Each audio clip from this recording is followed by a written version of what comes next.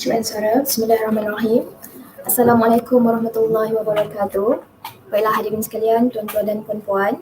Sebelum majlis ini insya-Allah lebih panjang pergi lebih jauh, kita mulakan majlis dengan bacaan ummul kitab Al-Fatihah.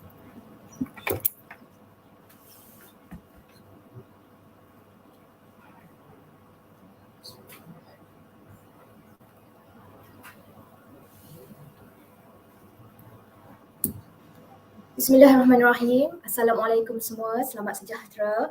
Yang berusaha Timbalan Rektor Bahagian Perhubungan Jaringan Industri Masyarakat dan Alumni UiTM Cawangan Pulau Pinang, Profesor Madya Dr. K. Dora Abdul Ghani. Yang berusaha Koordinator Unit Pengurusan Penyelidikan Dr. Ainur Kilah Mahmud. Yang berusaha Penyelaras Penerbitan Dr. Salina Alias. Dan seterusnya para peserta bengkel, tuan-tuan dan puan-puan yang saya hormati sekalian. Selamat datang ke program Article Writing and Publication Bootcamps 2023, Anjuran Unit Pengurusan Penyelidikan Bahagian Perhubungan Jaringan Industri Masyarakat dan Alumni UiTM Cawangan Pulau Pinang. Terlebih dahulu, terima kasih atas kehadiran tuan-tuan dan puan-puan sekalian. Program ini insya-Allah bertujuan bagi meningkatkan kemahiran penulisan penerbitan artikel. Insya-Allah para peserta akan mendapat ilmu yang bermanfaat untuk diaplikasikan selepas program ini tamat. Hadirin, kita mulakan dulu majlis program pada pagi ini dengan menjemput yang berusaha Timbalan Rektor Bahagian Jaringan Industri Masyarakat, Bahagian Perhubungan Jaringan Industri Masyarakat dan Alumni, Profesor Madya Dr. K. Dora Abdul Ghani untuk menyampaikan sedikit kata-kata aluan. Dipersilakan. Okay, bismillahirrahmanirrahim. Alhamdulillahirrabbilalamin. Assalatu wassalamu ala asyrafil anbiya wal mursalin wa ala alihi wa sahbihi ajma'in. Terima kasih Cik Zulaika, pengacara majlis pada hari ini ya. Assalamualaikum dan salam sejahtera diucapkan kepada yang berbahagia Profesor Dr. Kalavathy Ramasamy dari Fakulti Pendidikan Fakulti Farmasi ya, UiTM Puncak Alam ya, selaku penceramah webinar. Okay, yang berusaha Dr. Ainur Kilah Mahmud, Koordinator RMU UiTM Cawangan Pulau Pinang. Yang berusaha Dr. Salina Alias, Koordinator Penerbitan UiTM Cawangan Pulau Pinang. Para peserta, hadirin hadirat yang dikasihi sekalian. Okay. Jadi syukur Alhamdulillah ya, syukur kepada Ilahi kerana kita semua dapat bersama-sama bertemu dalam webinar Writing in High Impact Publication and Increase the Rate of Acceptance for a Manuscript. Okay, di mana webinar ini diadakan bersempena bengkel UiTM Cawangan Pulau Pinang Publication Bootcamp 2.0 yang diadakan selama 3 hari 2 malam ya, sehingga hari Sabtu ni ya di ILD Bandar Estate. Okay, Alhamdulillah. Jadi saya mewakili pihak pengurusan UiTM Cawangan Pulau Pinang mengucapkan jutaan terima kasih kepada penceramah jemputan kita, iaitu yang bahagia Profesor Dr. Kalavathy ya, yang sudi meluangkan masa untuk berkongsi ilmu kepada para peserta ya, despite her busy schedule so kita amat menghargai peluang dan ruang ini ya, dan diharapkan para peserta dapat mengambil sebanyak mungkin ilmu yang diberikan oleh yang bahagia Profesor Dr. Kalavathy sebentar lagi ya. Juga penghargaan diucapkan kepada barisan jawatankuasa penganjur yang bertungkus lumus memastikan kelancaran program ya, termasuklah juga AJK Teknikal yang berada di kampus ya. Dan terima kasih kepada para peserta program yang hadir menyahut cabaran berada di ILD Bandar Estate ya, berjuang berjihad selama 3 hari 2 malam untuk penghasilan manuskrip yang berimpak insya-Allah. Jadi tujuan taklimat ini dan bengkel ini diadakan adalah untuk memberikan lonjakan semangat ya dalam penulisan dan penerbitan di kalangan pensyarah UiTM Cawangan Pulau Pinang ya, bagi memenuhi sasaran penerbitan ya yang telah diberikan kepada UiTM Cawangan Pulau Pinang ya. Ini bukan saja bagi memenuhi sasaran penerbitan ya, tetapi juga adalah lebih kepada untuk dissemination atau of the knowledge kepada seluruh dunia dan yang mana ianya boleh memberikan manfaat kepada banyak pihak yang memerlukan perkongsian pendidikan daripada para peserta sekalian Dan untuk makluman semua, bengkel bootcamp ini telah diadakan sebanyak 2 kali bermula tahun lepas di mana bengkel ini diadakan secara bersasar pensyarah-pensyarah dari UiTM Cawangan Pinang dibawa ke ILDN Stack untuk penghasilan artikel jurnal dan dalam bengkel bootcamp 1.0 yang lepas di mana merupakan pilot program kita telah dihadiri oleh lebih kurang 20 orang peserta dan kita boleh katakan successful rate penerbitan adalah lebih dari 80%, alhamdulillah ya. Jadi mendapat respon yang baik dari para peserta dan ini membuatkan kita terus meneruskan bengkel bootcamp 2.0 ini. Justru bengkel pada kali ini disasarkan kepada pemegang grant nasional, grant industri dan juga grant antarabangsa yang diperolehi pada tahun 2021-2022.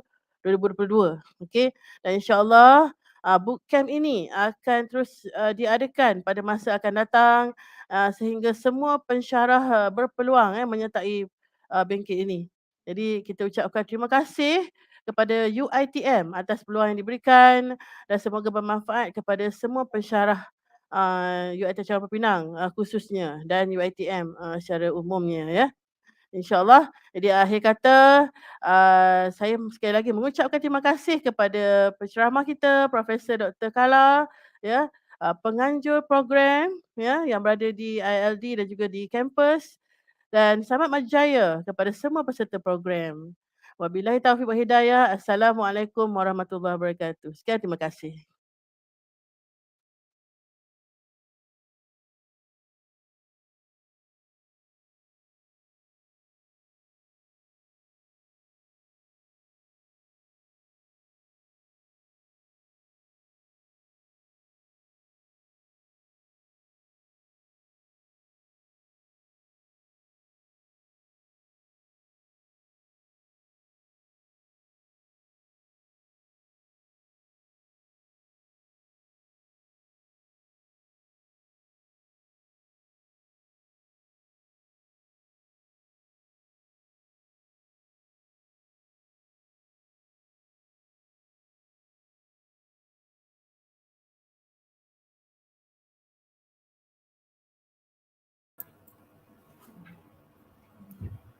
Maafkan saya.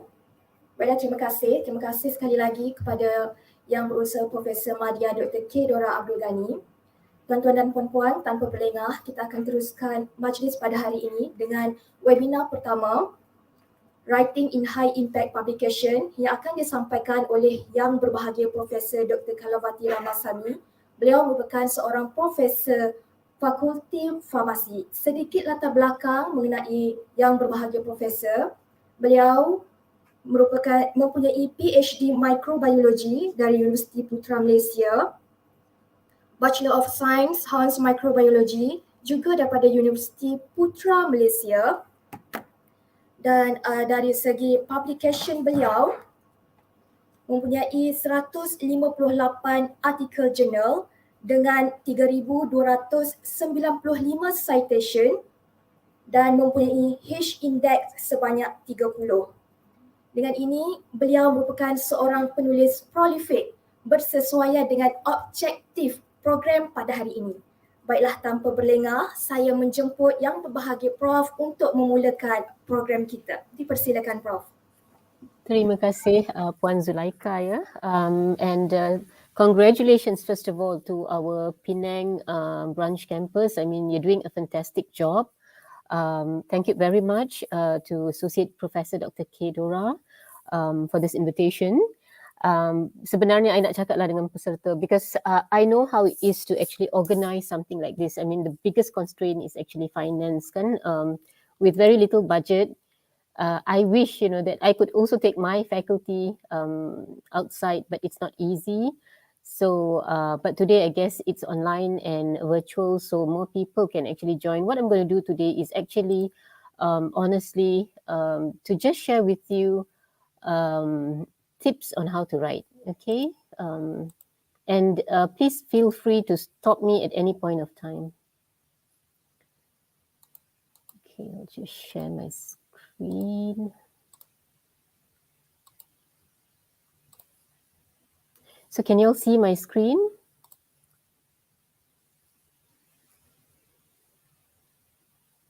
Puan Zulaika nampak ke screen? Can, Doctor, can. Prof, we can hear you. Okay, good. You can hear, you can see, and I can carry on. So once again, I would like to congratulate and thank the organizing committee. Wonderful job, AP Associate Professor Dr. K. So I'll now continue very quickly. And what I'm going to do today is basically there are three things. The first thing is to share with you on just to set the scene a bit, because this is very important, although it may take me about 5 to 10 minutes, but I think it's very important for us as researchers. From time to time, we need that kind of motivation, kan? Because we are just not doing research, we're doing many, many other things. So we need to be, always motivated. Now, that's one thing to set the scene. Now, the second thing that I would like to do today is basically to share with you on tips on how to write research articles. These are original articles, and if time permits, a bit on narrative review. And I will tell you in a bit on why writing reviews are important, and it's very easy actually. Now, before I move on, I always like to put this slide to ask ourselves. Okay, we are at UiTM. We are of course, staff, teaching staff, we teach, we do a lot of things.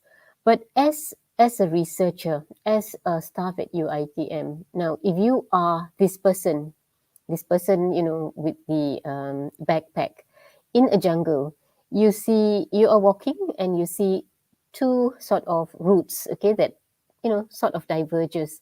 One is bright, is very easy, you know that it's easy, but you're not going to learn much. While that is route number A, while B, if you see B, you can see that it's a bit dark. Okay, you know that it's not going to be easy, but that journey is really worth it. Okay, because you will learn a lot of things, and you know that it will be fulfilled. So sometimes we have to stop and ask ourselves, as a staff at UiTM, which route, which path would you take, A or B? There's no right or wrong. Okay, some people take A because it's easy, right? Yeah, I still get my salary anyway. While some people, yeah, you know that they don't mind walking or taking that extra mile or waking up early because it's fulfilling. So sometimes we have to stop and ask, what is it in life that we want? Because it's very important that we do life to encourage others as well. It's not about us only, can? So sometimes life is just not us, but it's others. So I like this. This is actually it was written by Robert Frost. If for those of you who know, he said that two roads diverged in a wood, and he, the author, I took the one less traveled by, that is route B, and that has made all the difference. So sometimes in life, don't just take the easy way lah. You know that it's easy, but you're not going to learn. That's my point. For some they said, trust me, it's, yeah, life will be easy, but at this age and stage of my life, in my journey at UiTM, I would say that I have got no regrets. It's not an easy one. I've always held various positions. I'm always doing. I love research, so I do everything. So can you imagine? You teach, you do admin, you do a lot of research. So it's not easy, but I don't regret.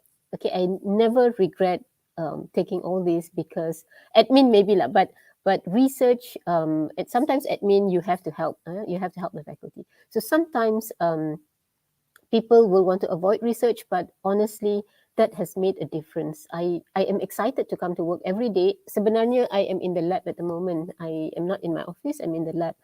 I think that doing research will just add value, okay, in our lives, and it's something that you will enjoy. I will never regret that, okay, and I feel that it's an opportunity that UiTM has given me.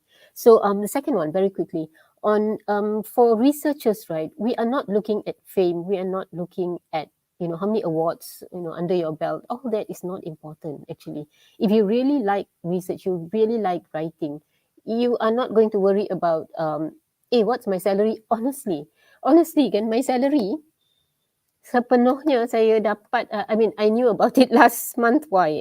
There was a reason. I think I had to upload my salary for something. So that was when we really checked, hey, okay, this is what I'm getting. So you don't really, for me, I don't really work for the, of course, I have to survive. I've got bills to pay. Of course, we have to survive. But it's not that, the money, the awards that actually drive me. I am happy where I am. Okay, so intrinsic motivation is very important for researchers. Now, everyone wants to live on top of the mountain. Betul tak? If you ask, I can't see you, but if I can ask you, I'm sure that you want to be there. Okay. But do you know that all the happiness and growth occurs while you are climbing it? Ditanyalah those who are actually, doing jungle trekking ke, what is that, mountain climbing ke, all those things.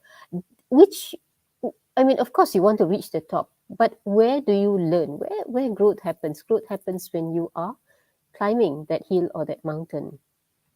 So this is your journey, this is your experience. So sometimes, for example, kan, when Associate Professor Dr. K katakan, she says, hey, please do this, please do that. Don't be too worried about boleh ke? Can I do it? I was there. I can share with you today very confidently because I was there before. Fear, of course, I have gone through it. Tapi kan, we have to. There is not much of time today, but I have applied for LRGS masa 2011. I failed. So 2012 saya dapat. After that, I got again recently in 2019 dapat. So my point is, you must try. If you don't try, you don't even know, kan? So and don't say no to everything, because every hill, every task that you do will teach you something. You will learn.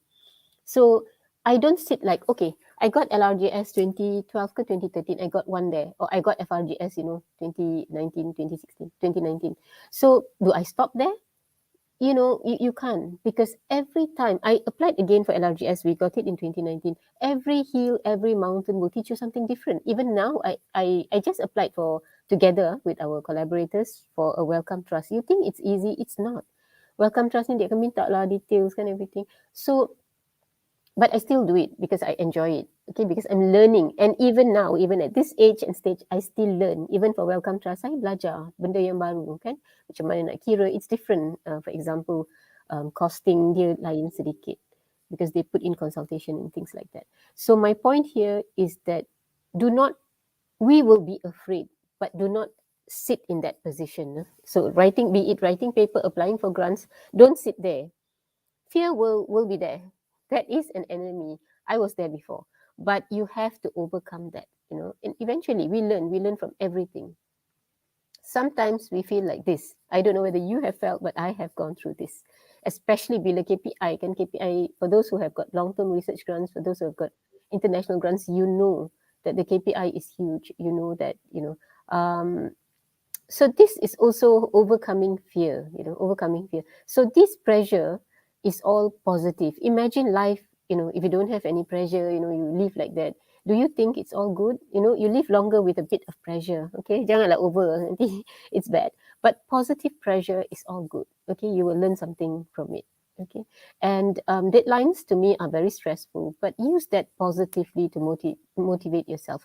Don't take too much on your plate, but take things that you can digest. Okay, so that is something that, but as you age, you got no choice but to take a lot because you can cope. But you have to be smart lah. Okay, you have to be smart. But be motivated all the time. Don't say that, oh, this is this is enough lah, cukup makan. Jangan. Always do that a bit more extra so that you can achieve things. Okay, so that's just to set the scene just now. Just to tell you that positive pressure is important. Sometimes you've got a choice, like I told you, route A, route B, which one do you want to take? Don't just take route A all the time, my dear friends. Don't do that, because we are not going to learn. Okay, so when you're given an opportunity, sometimes say yes, try. Okay, that will give you confidence. Okay, I'll just share with you a bit on our experience before on how to write. Now, research success is not an accident. Okay, it's never an accident. It requires planning and not done at our free time. Okay, so we can't plan. For example, for me, I have to do research. I've got a lab to take care, like the lab I'm sitting in. I've got admin. I have to take care of the research for the Faculty of Pharmacy. I also have to teach. Okay, so your planning is so important, very, very important. I would say that is the most important. And yesterday, for example, we had an industrial visitor, for commercialization of the products that I'm working on. So you have to plan. Your time is so important. We all have got only how many hours in a day. So try your best to plan, which I also will share with you. You can't do research when you're free because you will never be free. Betul tak? Kat UiTM ni kita buat banyak kerja kan. So you will never be free. So you kena agihkan plan your time slot tu. Strategize. And for example, this is like very old, but we had one. I tak sempat nak upload the latest photo. So our research group kan, from time to time we have we stop and we say walaupun tak ada masa, we have to plan. We say no, we have to stop and have like sort of a retreat within. Macam right now you're having a retreat for Pinang campus at ILD, but we do within our small little research group. So you can learn actually. For example, Dr. K kan dia buat all these things. You in your research group, you can also do small little things. So we do for our research group small little workshops like this, which are very, very useful. So the last one that I had was a few months ago. Okay, and we'll do another one, I guess, in August. For our research group. So research group, or even if you don't have a formal research group, try your best, to have this kind of short discussions. It's very important. So what you see here, is very scary, right? It's like very lonely. It's very winding route. So that's life. Life is not a straight path anyway. So, but do research. My point of showing you this is don't take this winding route alone. Okay, if you do alone, it's going to be very, very difficult. Don't do research alone. You will feel like this. This is how you feel. It gives you a lot of pressure. Now, I am excited to do research. Okay, why? Because I don't walk the research journey alone. Okay, I walk together with my team. So that makes my research journey exciting. You see, even this coffee that I have today is, I told my student, I said, can you all just please grab me some coffee down there? So, make your research exciting. And they trust me because I sit here, I sit in the lab with them. So enjoy, be it your students, be it your friends, colleague, do it, have a research team.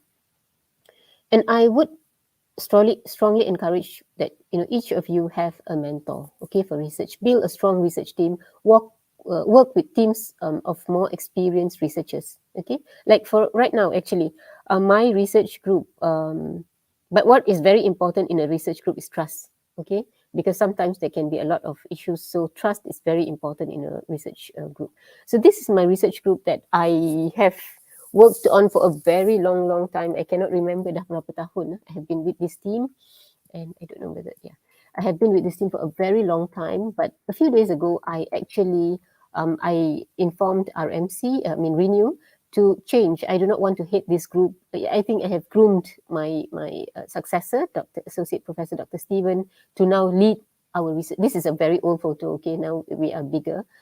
Actually, we have got one staff from branch campus, Dr. Wong Yuet Yen, actually, who is part of my research group, of course, from the Faculty of Pharmacy. So now he is leading the research group. That was yesterday. Saya dapat surat pun semalam. Surat masih panas lagi. So that's the thing. Okay, once, like for me, I know that I have reached this level, I should already pass it to somebody because you want to groom. before I leave, I want to groom the next person, so your research group is stable. And what is very important in research group is trust. So if you look at this match, the recent, I mean the last World Cup, Argentina won, okay? And so what does it take to win? Is it because of a single player? The players are very young, okay? So what actually, when those, your football lovers, what do you think took Argentina to win? It's the teamwork, right? So teamwork is very important. And if you are doing research, takkanlah you nak tulis paper tu sorang-sorang. Try your best to get your research team, because anything is possible. It's really very much up to you. Nothing is too difficult if you and your team, are clear with your goals. Okay. So for me, in my research group, I always send my PhD students. Whenever there's an opportunity, I will send. Like in this case, Faris, he was our PhD student. Sekarang dia bekerja di UiTM FSG, Shah Alam. I sent him for a short research stint to Australia. This is Naima. Naima is my PhD student that I am delighted with. Very good student. She has published 2 papers actually. She is in her final semester doing her work right now. Right now, she is in Monash, Australia. So, can you see? Research is just not about me, I or myself. Yeah, it's the whole team. So, if there's an opportunity for Naima, for example, I actually applied for a grant, a travel grant for her, because diorang ni student kan, dia tak tahu, but we as researchers, we know that there are many travel grants. So, apply for your students.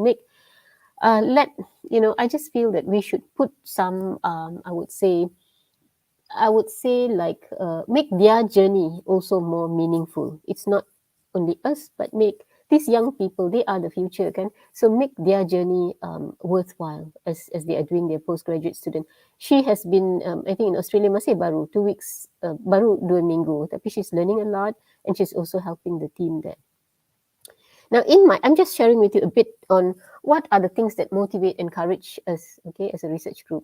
In my lab, if you come, I'm sitting here, right? It's messy, but I have got a Hall of Fame where, and every time a student publishes a paper, I don't really have so much of, financially, we are not so strong. So we just have a small little celebration. It can be, your curry puff, your goreng pisang, but just ensure that the student actually gets the chance to pin up his or her publication on this Hall of Fame, so that that motivates us. It can be, like I told you, just curry puff, but why not? Okay, because that will motivate, the others in the lab to also publish. So we have do things like this that, will motivate the others. So coming back to why do we publish? I'm sure Dr. K must be like, pressurizing me. I know, because I go through that. So you have to publish to flourish. Okay. So like at my faculty, we have got 2 at the moment. We have got Right to Flourish and Right Together. So different things for different people, catering, the whole community at the faculty. So for me, I think publishing, you can flourish. Okay. Now, what is important in publication is you have something important to say. Okay, and to allow examination of your work. Like for my postgraduate students, and now UiTM memang dah we have to publish. Students have to publish before they graduate, kan? So it's good. That means that you get feedback actually for your studies, and to get your work in a high impact factor journal, and of course it's your KPI juga, kan? That's the reason we publish. Now, what are the habits of highly effective researchers? I'm going a bit fast, but please stop me at any point of time. You can, I don't know how this works, but if there's any way you can put it in the chat box or whatever that, I'm happy to answer. Now, what are the habits of highly effective researchers? What is very important and what I have practiced over the years, really, not that I'm so successful, no, I am nothing compared to the many people out there who are excellent. But what has really, because I will show you, I don't know whether I got the slide, I don't think, I started with nothing. My dear people, you can check me out in my, pergilah Scopus ke, you get Scopus kan ada profile, check. I started off with 1 journal per year, send 1 journal, and then wait, hoping that it will be accepted, and then send another one. So that was how my life was in 2005, 2003, 2006. So I used to send one and wait. So that's a bit scary. I can't do that now. So what I'm trying to tell you is that saya pernah melalui apa yang anda melalui. That means that for young people, for I think this group, of course, you have got research grants. That means you are good. But for the younger people who have just started your career, you know what I'm talking about. It's not easy to publish. So for me, I started off with send one paper, tunggu. Kalau rejected, how it's very difficult, kan? So what I learned over the years was, don't send one and then wait. You must have like production. Dia kena macam effective researchers have a publication supply chain. Kan? You have to have like supply chain of your papers. Jangan tulis satu, tunggu, then it will take a few months, balik, reject, sedih lah you kan. So you can't do that. You must have like production. Dia kena production. You have to have a few papers in line. Okay? So macam production movie jugalah kan. I don't know what's the latest movie. Not watched movie for some time. So this is by a professor in engineering, but I like it very much. He said, I view producing every paper like producing a product, a creative product like a movie. So work in a team. Okay, we have screenings, editors, and deadlines to release our product. We researcher ni, we are not always the director of the movie. Okay, sometimes it can be the students, but what is it? We need not be the director, but we are the producer. We are the corresponding authors as researchers. Yang penting ialah get this whole group working together. That is our role lah as a corresponding author. Kita kena make sure student buat kerja. So each maybe a co-authors, everybody have to contribute. Okay, so kita check sama ada it works or not. Now, for those of you who are having postgraduate students, this is what I do lah basically. Honestly, my chapter 2 of the students, bila thesis kan, chapter 2 ni biasa literature review, betul tak? Saya akan ambil leave the whole manuscript, whole literature review, see what can I do with it. Usually, I will publish it as a narrative review paper lah. Basically, chapter 2 ni literature review. So, baca semula dan maybe reduce whatever that is not needed, but publish this as a review paper. And then every working chapter I will publish. So dia senang, student pun senang nak publish. These are real stories. These are my students' work. Dia dah publish 2 paper and she will be submitting another one. And dia dah dapat kerja pun, dia dah habis PhD. She just graduated and she has got a job. So can you imagine that, not only you help your students, you help yourself, but students can also get a job very quickly. So that's the power of publishing papers. You don't only help yourself, your KPI, bukan. Student, senang je. Student ni pergi untuk interview, dia tanya, you kerja ni, okay, who are your, collaborators? So, where have you published? Nampak lah kan senang. So, you help everybody. So now, going back to the production line tadi, I said, you must have a few papers 1 year ni, katakan, okay lah, 2023 dah nak, almost, half the year is over. So this is the next quarter kan. So next half of the year. So plan. What are the papers I want to publish this year? What are the papers that can, plan for next year? So that you already have, that planning is very important. You know what I do every year? Every year saya akan plan what are the papers that will go out next year. But now you can start, untuk tahun depan, start tahun ni. True or not? Because we don't have much time. I told my dean, I said, write to flourish, write together. These are the workshops that we are currently having ni. This is not for this year tau. This is for next year. So you dah kena plan next year ni berapa paper yang you nak publish buat tahun ni sekarang. Because you can't wait to send this year and then get accepted this year. No way. I don't know. For me, I don't have that. It's not ada lah, but usually I will plan this year for next year. Plan ahead. So I said dia macam publication supply, dia mesti ada supply kan for 1 year. Sorry, I really didn't have time to update with my new slides, but these are 2016, 2017. So you see in 2016, accepted with minor revision.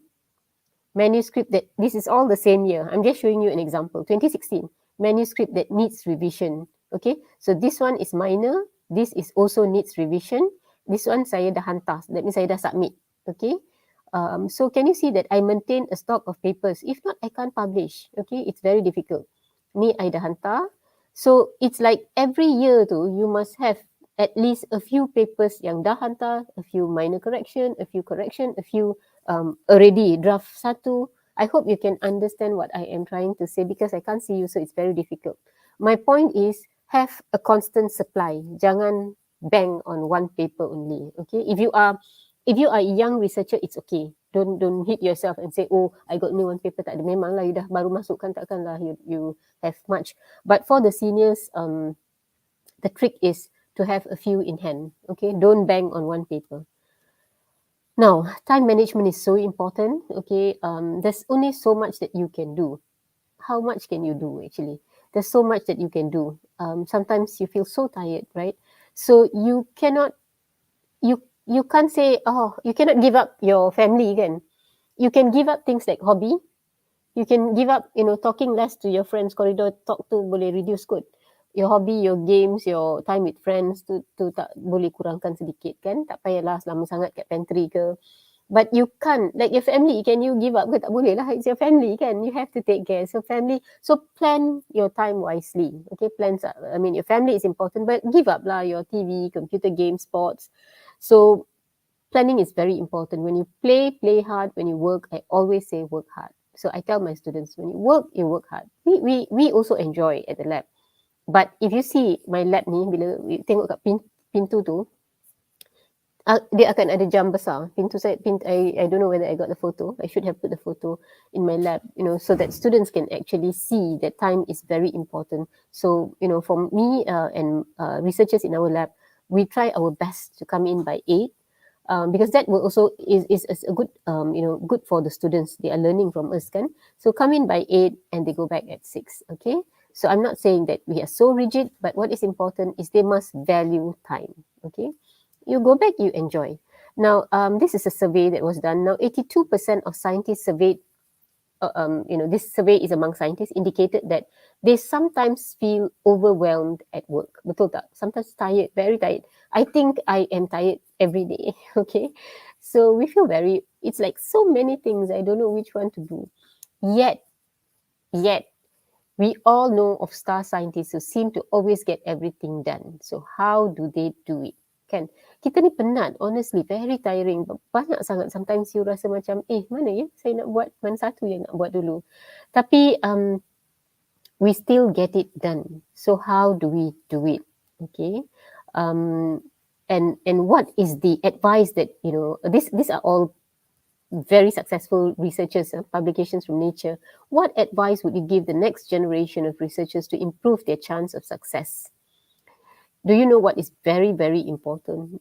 And I would like to stress time. Time is very important. Time is the most important. How we manage our time is so important. So if you can plan such that, reduce things that are not necessary, that are wasting your time, don't go there. Okay. Now the second thing is, writing your manuscript, thesis, whatever is skills. So writing is skills. It's not that you kena fasih bahasa Inggeris baru you boleh publish, tak ada ya. Look at the Japanese, look at the Chinese. They are not able to converse very, very well, but they can publish in Nature, science journals with very high impact. So these are learned skills. These are skills. Writing ni you boleh belajar. Okay, these are learned skills. And practice makes perfect. The more we write, the more we get better in writing. Okay, you ingat saya boleh tulis ke? Wah, cantik. Tak ada. Saya belajar. Grant pun. Dulu kan nak tulis grant, saya cakap yang benar masa farmasi dekat Shah Alam zaman dulu, zaman purba. We were not able, I would say that we don't know how to do it. Okay, but today I can confidently say I know how to do it. Why? Because these are learned skills yang saya belajar. You ingat apa saya belajar? I suddenly know how to write? No, I am not perfect. And do you think I am like, I've reached a level? No, I am still learning, because international grants are different and different grants kan. So I am still learning, but most important is, what I want to tell you is, don't give up. Don't think that, dia fasih bahasa Inggeris sebab tu dia boleh tulis. Tak ada, nothing. Writing has got, of course that would help. But now, with your AI to help you with, checking and everything. And I think UiTM, our library, kita ada kan, what was that? Yang to help us with writing. Grammarly ke? There are a few. Nanti I check. So these tools are very helpful. So don't put language as a barrier, nothing like that.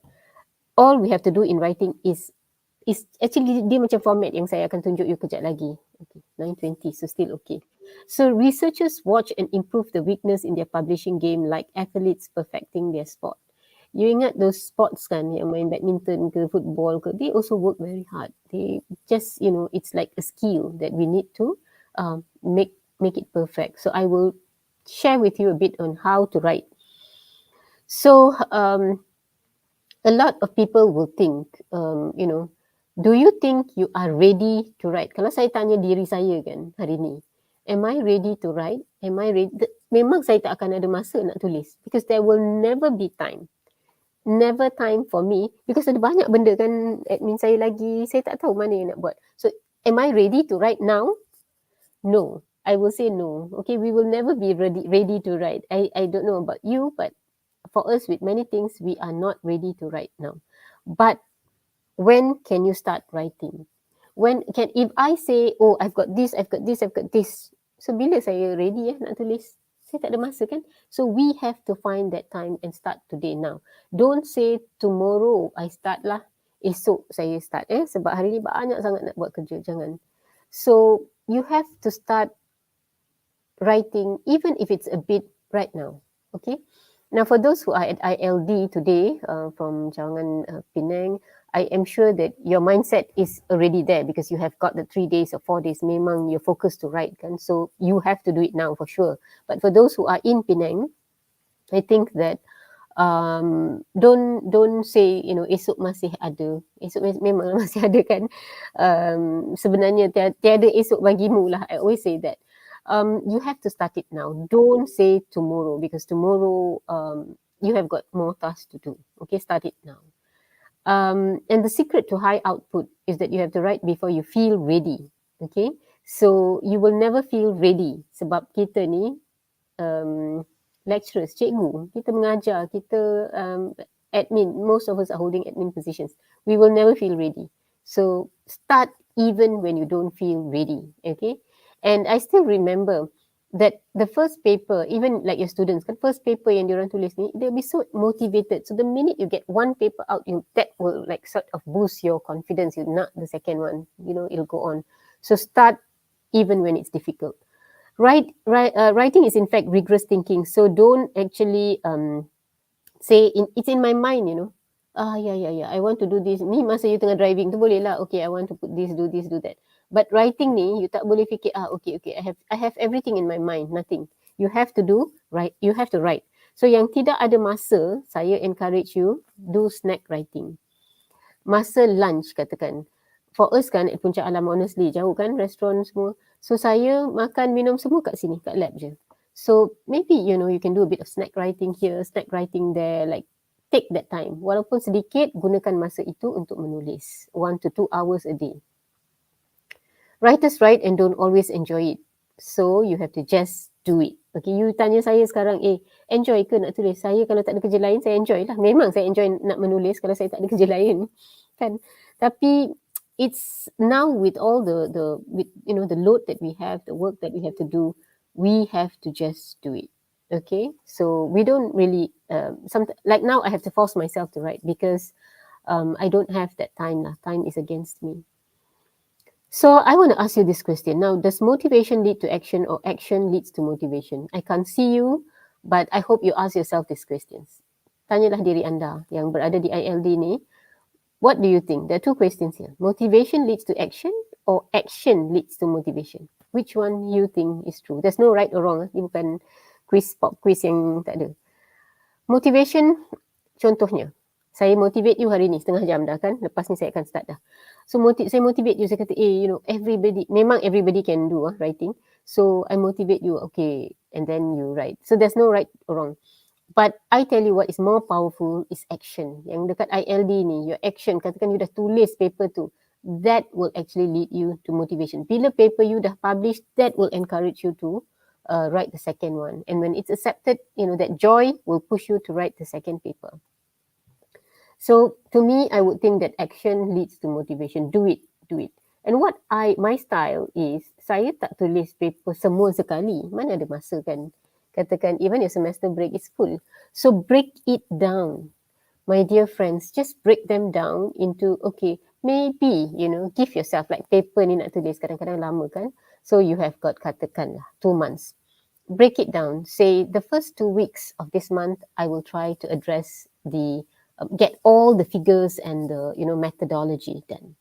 The next 2 weeks, maybe I can focus on introduction and then on results and then on discussion. So can you see, break that down. And finally, bila dah break down to reward lah yourself, go somewhere that you want, go do whatever that you want, because we are human beings. We need quality of life juga, yeah.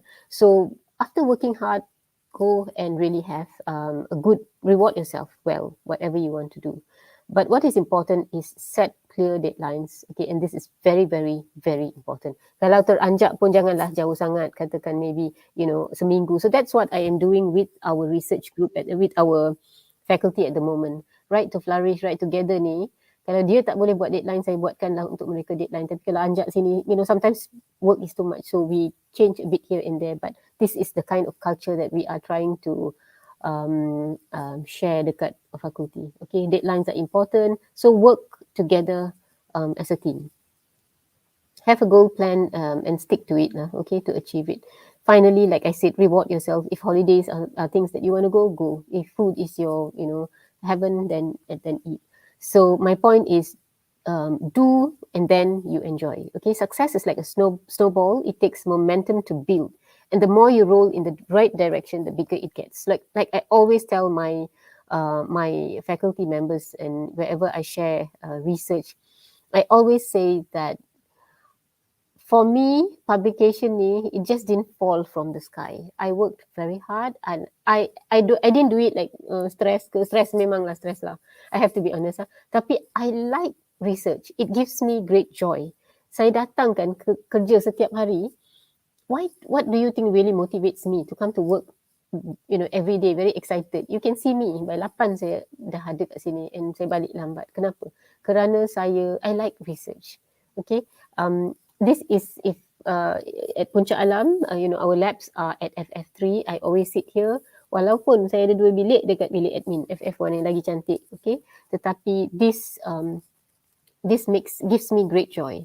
The other thing that I want to share with you before I go on with the practical tips on how to write is dealing with rejection. Okay, now you have to understand that we cannot publish in Frontiers and DPI. I mean, all these are not encouraged.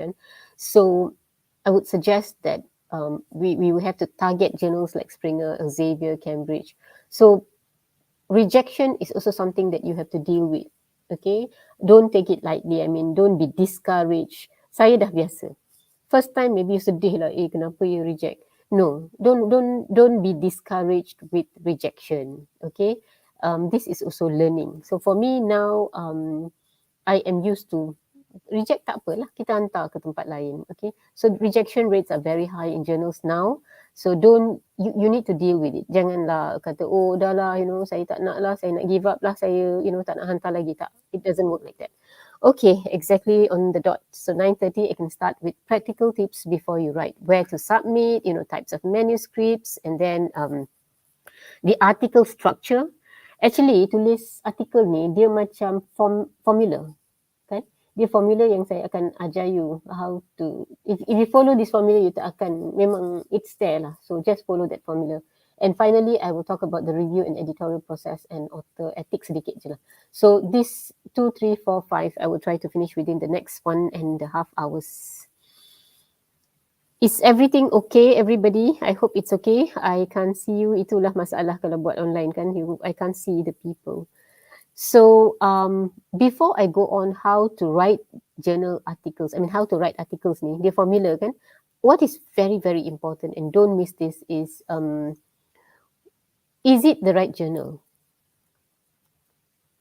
Saya tak sempat actually. Saya tak sempat. Sebenarnya saya ada mentee last year and the years before. 10 mentee di bawah saya untuk how to write, untuk submit articles lah basically. Bukan submit, the whole thing. to write articles. And actually, I realized that, you know what encouraged that whole group, and semua orang publish successfully, tak ada yang tertinggal. You know what really was the success? The success was where to submit. Saya ajar dia, duduk dengan dia, ajar dia kat mana nak submit. This is very important. How do I search? And I will tell them, submit this. I always post, these are the journal articles. So for my faculty, what I've done is I've got sort of compiled, what are the articles like Q3, Q4. Okay, kalau kurang macam not enough science, then you go to Q4. Okay, when there's like medium, then you go to Q3. Then that's why I've got different groups. Okay, so you have to have a list of articles that where journal yang mana you nak hantar, itu sangat penting. Now, why publish in high impact factor journal? Okay, as researchers we know because we need the citation, and that is recognition basically. Okay, I'm going to skip this. Now, the good thing about sekarang zaman ni, bukan zaman saya. Masa zaman saya buat PhD tu, kesian tau. Tak ada pun online submission pun. Do you know that we actually have to courier tau? Saya ingat lagi, I sent to UK, kan, British, that was my first journal and it was accepted. So we have to send the hard copy punya manuscript. It's crazy when I think about it. Submit. Then we have to courier lah, kan, guna duit grant nak courier ke UK. Then come back pun begitulah dengan review. Can you imagine the time taken? I think, but somehow we managed to publish it within 1 year, kan? I don't know why now it takes so long. So now the publishing speed is so fast. The minute you send, it goes to the editor-in-chief. Editor-in-chief ni akan tell you dah sometimes within 5 days, sometimes within 1 day, sometimes within 2 weeks, they will tell you, hey, it's not suitable. So senang, 2 weeks you dah dapat tu, hantarlah ke jurnal lain. So now publishing speed is not a problem because you know that kalau rasanya macam tak boleh masuk jurnal tu, editor-in-chief akan beritahu dah awal-awal. Okay, bukan macam zaman purba, zaman saya dulu. But having said that, sometimes you have to be smart. For example, this particular journal ni, oh God, it took like forever to the editor took more than 6 months, 8 months. So I withdraw. Kalau lama sangat, editor simpan you punya paper tu, withdraw the paper, send somewhere else. Okay, where to submit publication? Now, I would strongly encourage you not to submit in non-refereed journals. Send it to refereed journals, okay? And bagus sekarang dia dah kata very clearly that you cannot publish in certain journals yang especially making money. Honestly, if you ask me, kan, from the bottom of my heart, saya jenis yang tak suka publish. Kalau saya collaborate, my collaborators are everywhere, kan. Kalau diorang ada duit nak publish, tak apa. Saya rasa baik saya guna duit tu untuk orang tak ada makan, kan. Baik kita kasih duit tu kepada orang yang tidak ada duit nak makan daripada kita nak publish. Buat apa? I mean, so this is something that I am thankful of, to the government lah actually. I know that it's going to hit us hard as researchers. It's hitting hard. Okay, it will hit us hard that predatory journals and all this online yang buat duit yang 13,000, 14,000. Honestly, we have to face reality lah. Okay, that is not our money pun 14,000 tu. Baik kita guna duit tu untuk something else. So I always tell this in all my talks that and I cannot believe that that actually today the scientific community realised that we shouldn't be publishing like that, which is so true. So tak apa, walaupun you tanya saya, kan, okay, nak publish dekat Q1 ke nak publish dekat Q3 yang tak berbayar, saya akan hantar ke Q3 yang tak berbayar. Tak apa, saya tak kisah, because you can send to Q1, but if you have to publish sampai 14,000, tak payah kot. Okay, better publish dekat Q3 je. Itu pendapat saya. This is my own opinion. This is what I do, what I practice. Kalau collaborator saya kaya raya tu nak bayar, tak apa. Tapi saya, unless kan, kadang-kadang student lah. So for Elsevier journals, dia tak adalah minta banyak sangat. And you tengok macam journal-journal yang tak, ada yang journal yang membayar yang minta you berapa, 300 USD ke, benda-benda macam tu. Okay, so pandai-pandai lah ya. Okay, now, before I go on how to write, I want to tell you, I don't know whether you all are familiar with journal selector. Journal selector or finder. Actually, you can go to this EDANZ. This is from China actually. Okay, so this journal selector ni, you boleh put in your abstract keywords, title, and it will sort and tell you which are the most probable journals that you can send to. So this is EDANZ journal selector. Okay. The other one that you can do, it will match for you, is of course Elsevier. Elsevier memang lah, you just put your title, it will tell you whether it's suitable or not. Okay. And then you also have Springer, Cambridge. I think Duff also has their own journal finder now. So just put it in and find and do that. So for me personally, what I do, I will put into all this journal selector finder, tapi saya tak puas hati. So saya akan ada list tau, list journal yang mana nak hantar. Then dengan impact factor sekali dengan impact factor sekali, dengan Q, whether Q1, Q2, quality dia sekali. I will do that. That means point number 1 is go and get this journal selector or finder. Okay. List them, put lah Q1, Q2, whatever. And sometimes I actually don't trust this journal selector jugalah. I will go to I'm sure you're all familiar kan Shimago ni. You can go and sort of type, actually katakan you are in engineering, you type engineering, you type like for me, if neuroscience, I will put neuroscience. Keluar lah everything. I think this was on aging. Yeah, my category is aging kan.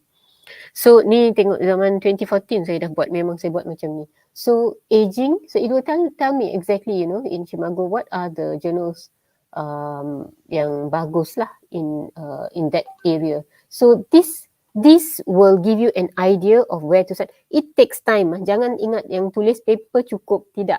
Ni pun akan mengambil masa. Kadang-kadang my half a day goes just to check which, because you must send to the right journal. Jangan dah hantar je, saya nak hantar lah journal ni. Tidak. This is a step that is very important. Don't miss this step. So you can go to Shimago. So usually I will go to Shimago, get an idea. Okay, these are the list lah. Tapi kalau you tahu macam journal you ni tak ada banyak sangat, not much of science, janganlah go to Q1, Q2, pandai. You can go to Q3, Q4. Dia akan kasih list sampai Q4. Okay. Then, saya tak nampak ni susah lah sedikit. So once you go through this, look at your journal finder. I will always check my, go to Web of Science. Saya akan masuk Easy Access UiTM to check whether it's Q1. Sebab this is not, actually this is Scopus punya kuartil kan. You have to check. UiTM hanya menggunakan Web of Science Index. So go into this. Kalau yang, I'm sure you're familiar lah nak guna ni. Kalau tak, suruhlah librarian ajar ke. So check in Web of Science what is the kuartil. Okay, because UiTM actually uses this kuartil, not Scopus kuartil. It's different. Kalau saya sempat, saya bolehlah tunjuk you macam mana nak so if I usually in my talks I will do a hands-on activity on journal finder. I will ask them to do it right away, but sekarang tak ada masa kan, it's virtual, so I'm going to skip this activity, but try. Lepas ni yang berada di ILD, cubalah. Okay, guna journal finder yang mana, tapi janganlah pergi ke Frontiers ya, sebab dah di put Elsevier or you know whatever journals that you want. Now, I'll go on to types of manuscripts now before I go on to the article structure. So, kalau tak faham, tak apa, nanti you masukkan dalam chat box, saya akan jawab soalan anda. Now, types of manuscripts ni, I mean for seniors, you know, but just for the, be patient with me because the young people may not understand kan types of manuscripts ni. Types of manuscripts ni, dia ada full articles, original articles. That means that these are like your working chapters in the thesis. That means this has got your results and your findings. These are complete pieces of research lah yang you buat, kajian yang you buat tu. These are original articles. Letters are something that is macam usually lah 2-3 pages yang sangat baru, findings yang sangat baru. Letters sebenarnya susah. Dia letters adalah untuk orang macam saintis yang terkenal.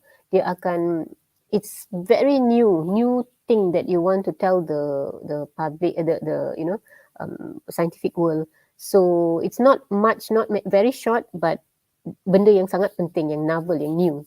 It goes in as letters or rapid communication. So this one usually scientists yang famous lah.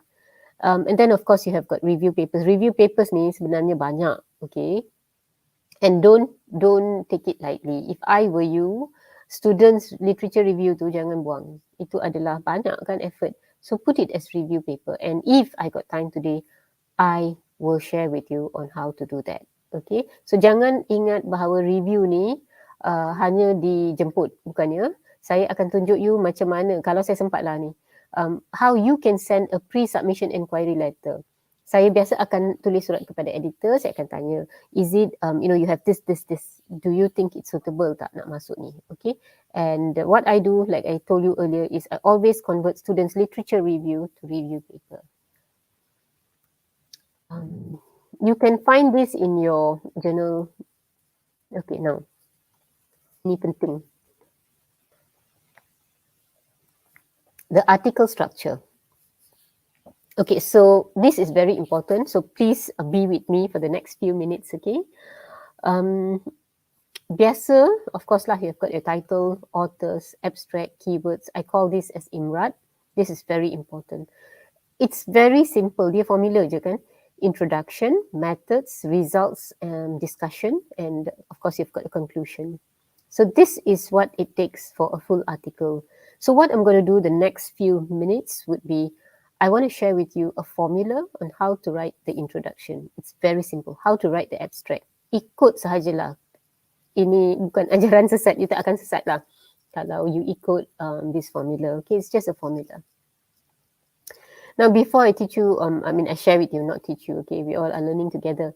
Before I share with you on how to write the abstract or intro, I always feel that write backwards. You know what I do? With my students actually, katakan we got every 3 weeks sekarang dah kurang.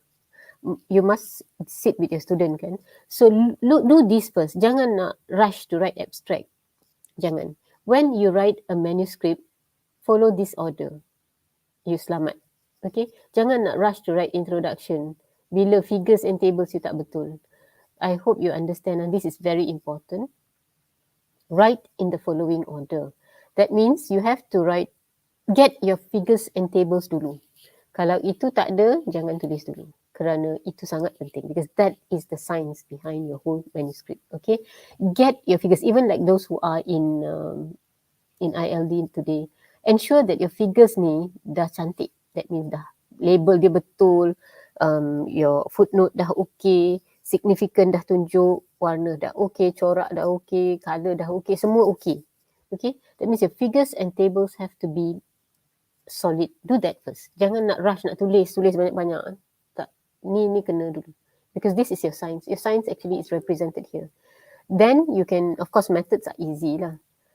Then you can write your results, discussion, conclusion, and introduction, abstract. Abstract ni last sekali. Jangan tulis awal.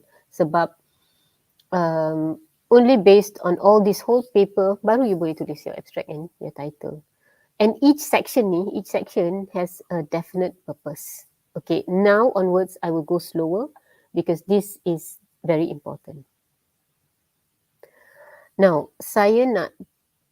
ini adalah cadangan sahaja. Saya tak paksa you all, tetapi cara saya dan berjaya lah so far. When you are developing, ni pun saya belajar ya, tak ada orang yang ajar saya dulu, tak adalah zaman saya ni, tak adalah orang ajar datang, hey, tak ada pun workshop ni semua kan. So saya belajar. That's why I said, I learned through the difficult way. Okay, it was a difficult path, but I learned, and that is something that I cherish. Okay, so kalau you tengok tajuk-tajuk saya sebelum ni, lain, dia akan sangat simple. Saya tak ada masa hari ni nak tunjuk tajuk lain. Tapi saya cakap yang benar. Tajuk masa saya 2005, 2007 tu semua adalah straightforward. Macam effects of ... Itulah tajuk saya dulu, zaman dulu. Effects of, probiotics on this. But today I realized that your title is very important. Don't just put effects of. But your title can actually stand alone. That means that your title can tell you the whole story of your paper. Betul tak? Now, this may not be your field untuk engineering. Maafkan saya, tetapi you boleh belajar. Now, I actually put my results in my title. I don't know whether you can understand, but I always put, for example, in this case, Kaitosan coated alginate xanthan gum bead. Okay, that means this is a formula lah kan, this bead. Enhanced pH and thermotolerance of, this is a bacteria. This is a good bacteria yang you jumpa dalam yogurt semua kan. So, because this is a mode of delivery. So, this particular formulation yang saya dapat dari result saya ni, enhanced. So, that means saya buat banyak formula. banyak formula saya buat, tetapi dalam tajuk saya masukkan apa yang paling bagus. That is this Kaitosan coated alginate xanthan gambit is the best formula. So saya masukkan to say that enhanced pH and thermotolerance. That means that it boleh tahan suhu yang tinggi for this particular bacteria. So I hope my point of showing you this is not to tell you what I'm doing, no, but to tell you that for your title, it has to be stand alone. Okay, bila orang baca, people in my field read my title, they know what is my result. They know what is my paper about. I didn't say effects of maybe effects of a certain formulation to enhance pH and tolerate high pH, for probiotics, nothing like that. Or effects of encapsulation on pH and thermotolerance. No, I actually tell them what is the formula that is most successful, okay, in improving pH and tolerating high temperature. So my point is put your results for your best one such that people can understand. Tapi janganlah confuse the reader. So I hope you understand here that title is very important. Stand alone. Bila orang baca title, dia tahu dah result you. Okay, that's the thing. Now, I'm just showing you another one example. Peripheral cytokines CXCL10 and IL13. Ni cytokine dalam darah. Okay. Kita tengah buat, this project is on nyanyuk, Alzheimer's disease. It's nyanyuk. So, I nak tahulah orang yang people with Alzheimer's disease. Okay. They actually nak check apa in their blood yang tinggi, kan? So here I actually tell that these are inflammatory markers. Peripheral cytokine CXCL10 and IL13 are associated with AD. That means that dia dah result tau.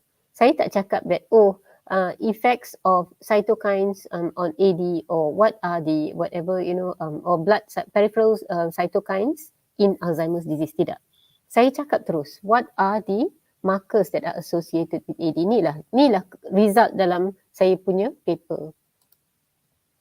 So if you look at all my titles, it's always telling you this one. Pediococcus, these are probiotic bacteria. These are bacteria. Okay, elicited direct cholesterol assimilation and modulation of cholesterol transporter genes. Kat sini you nampak lah is associated that this cholesterol, this probiotic boleh kurangkan kolesterol. How? Through direct assimilation and modulation through these genes. So bila orang baca title saya, dia dah tahu. Dia tahu what is the paper about because the results are in the title. So this is just how I do it, and it has worked well for me so far.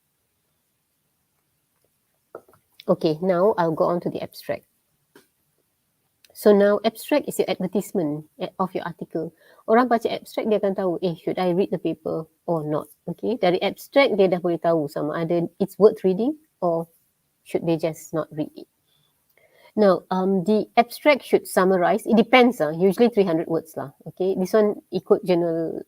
You follow the journal guidelines. Okay, but what is very very important in an abstract is dia formula. I told you it's a formula yang tak boleh lari.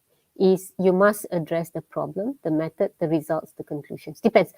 Some journal articles ni, abstract ni, some journal articles memang dah cakap dengan you. You kena tulis, dia dah put you the sometimes they say the background, the method, results, the conclusion.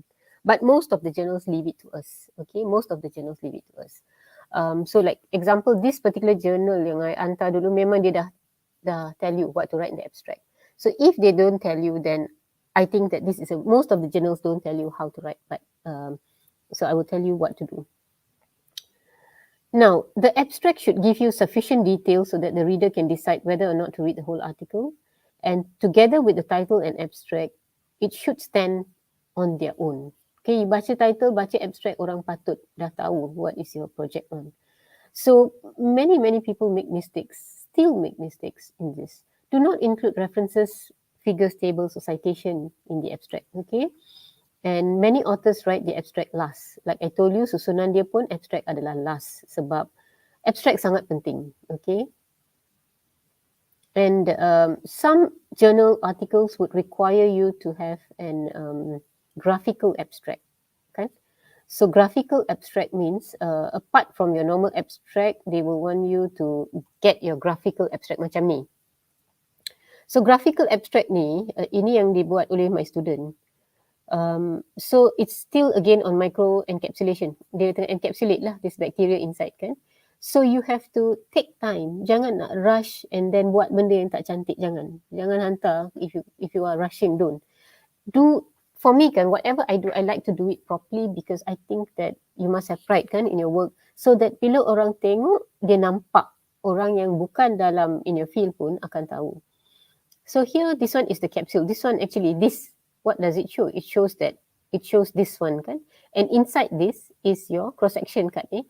You can see the bacteria. So here it shows what is the bacteria and here it shows how it coats, okay, the polymer matrix, and then this is the probiotics. So it's something that you want to tell the reader what is the most important. And apa yang saya cakap, contoh, you dah tahu title tu kan? I said that this is to encapsulate and it improves heat. So saya masukkan dalam graphical abstract sebab saya nak tunjuk bahawa it's thermotolerant and it can tolerate low pH. Okay, so these are the important things in my paper. It is same with my title. It is same with my graphical abstract. Nampak tak? Saya tak change it's the same. Now this is another graphical abstract. Sorry, I think the graphical abstract of my ini student master. So buat cantik-cantik supaya bukan cantik apa, buat benda yang is neat and people can understand what is untuk graphical abstract lah. Okay, I'll go on to the abstract itself. So I hope you understand. I have explained the title, I've explained graphical abstract. Graphical abstract must reflect your abstract yang you tengah tulis tu lah kan. And now I will show you the abstract itself.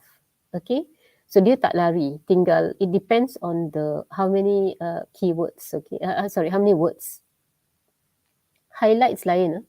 Highlights and abstract are different. Highlights are usually it's 3 or 4 important points that your take-home message do. Okay, now for the abstract, the most important, I'm purposely showing you this because this is very short. I think the journal article required very short number. Sometimes dia 200 susah nak tulis tau. Kalau 300 okay lah. 200 susah. I think this is 200. So if it's 200 words, then go straight. What is the problem? Dia formula sahaja. Yeah? My dear friends, it's just formula. Follow lah this formula. And you have, nak tulis panjang senang, nak tulis pendek susah. Okay? Because you need only one sentence. Like for example, here 200 words, you need only one sentence that can cover for my problem. What is the objective? And because this is so little, so I merge together with the method and what is the results conclusion. Dia tak lari. Dia tak akan lari dari ni. So in this case, I just said the vulnerability of probiotics, that is the bacteria at low pH and high temperature, has limited their optimal use as nutraceuticals. So can you see that in one sentence, I tell them the problem is what? It cannot tolerate low pH and high temperature. That is the problem. So this study addressed the issues of adopting what lah. This is your objective, and I also tell them my formulation. And then I tell them the results, and finally the conclusion. I'm not going through everything, but if you see all my abstract, it's the same. Okay, it's always a problem. This one is on cholesterol reduction, how the bacteria can reduce cholesterol. Okay, so my problem statement is there's growing interest in the use of probiotics as an alternative therapy against hypercholesterolemia. And this study assessed. So dia tak lari daripada problem statement, objective, method, results, conclusion. Okay, and sometimes, like I told you, some journal articles, they tell you what they want. They said write the aims here, write the methods. They dah kasih you the outline, then you can't change lah. So they didn't ask you for problem statement pun. This particular, I cannot remember. I think this one is, I cannot remember. GGI maybe. So it's aims, methods, results, conclusion. Dia dah cakap dengan you clearly what is each part. So you have to follow je lah. So tak susah sangat kan. I usually have an activity, but it's because I'm not there. So I maybe towards the end, I don't know how to do this, but this is an abstract that I wrote long ago, but there's a mistake that I can see.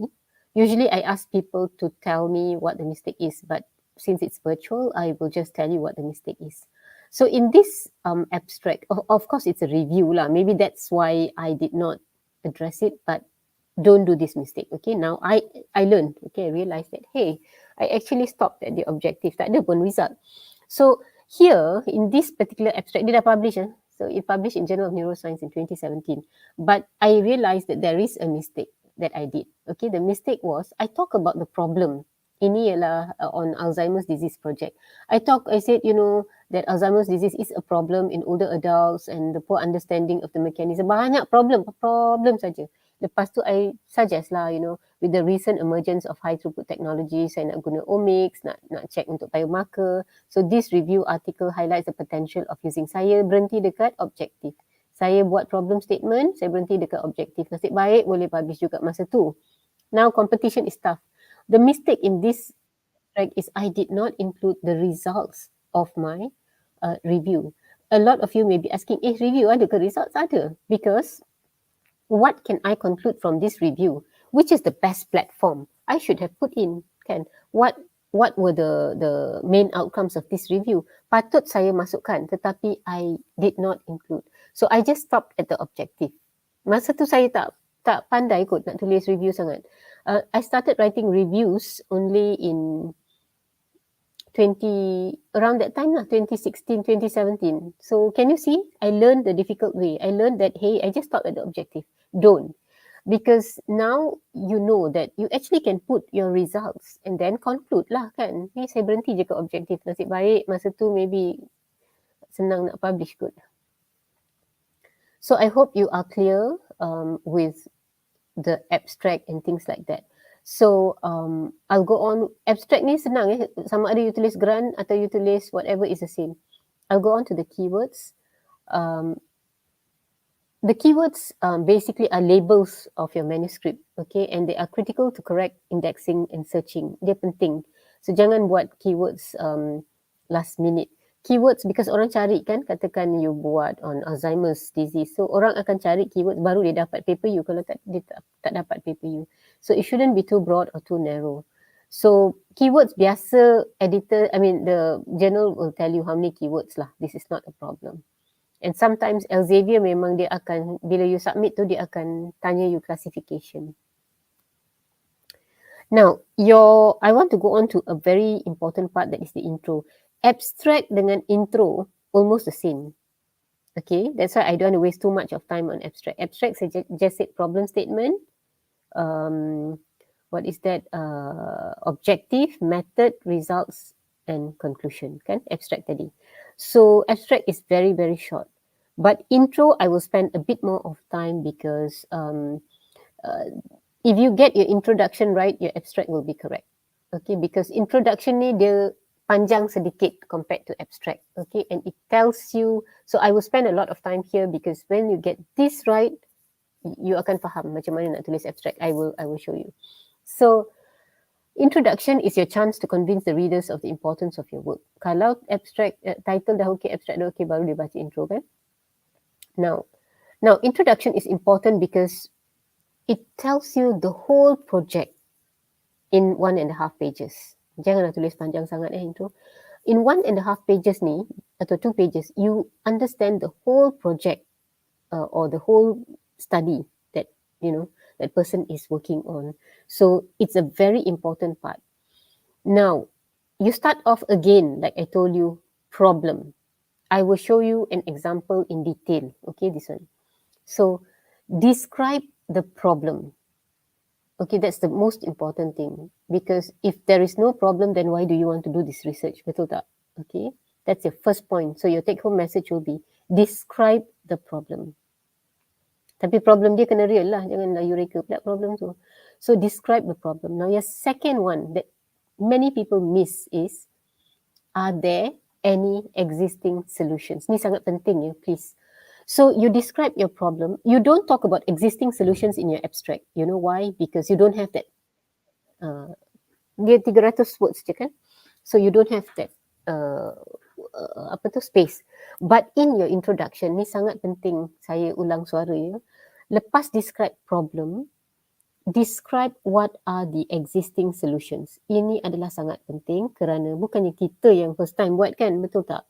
So I'm sure that there are existing solutions because when a reviewer reads your manuscript, katakan you masukkan je problem, you tak cakap dia, you tak tulis what are the existing solution, terus masuk, terus kan you masuk kepada project you, cakap oh you nak buat ni problem masalah ni, terus you say saya ada solution ni, tak ada.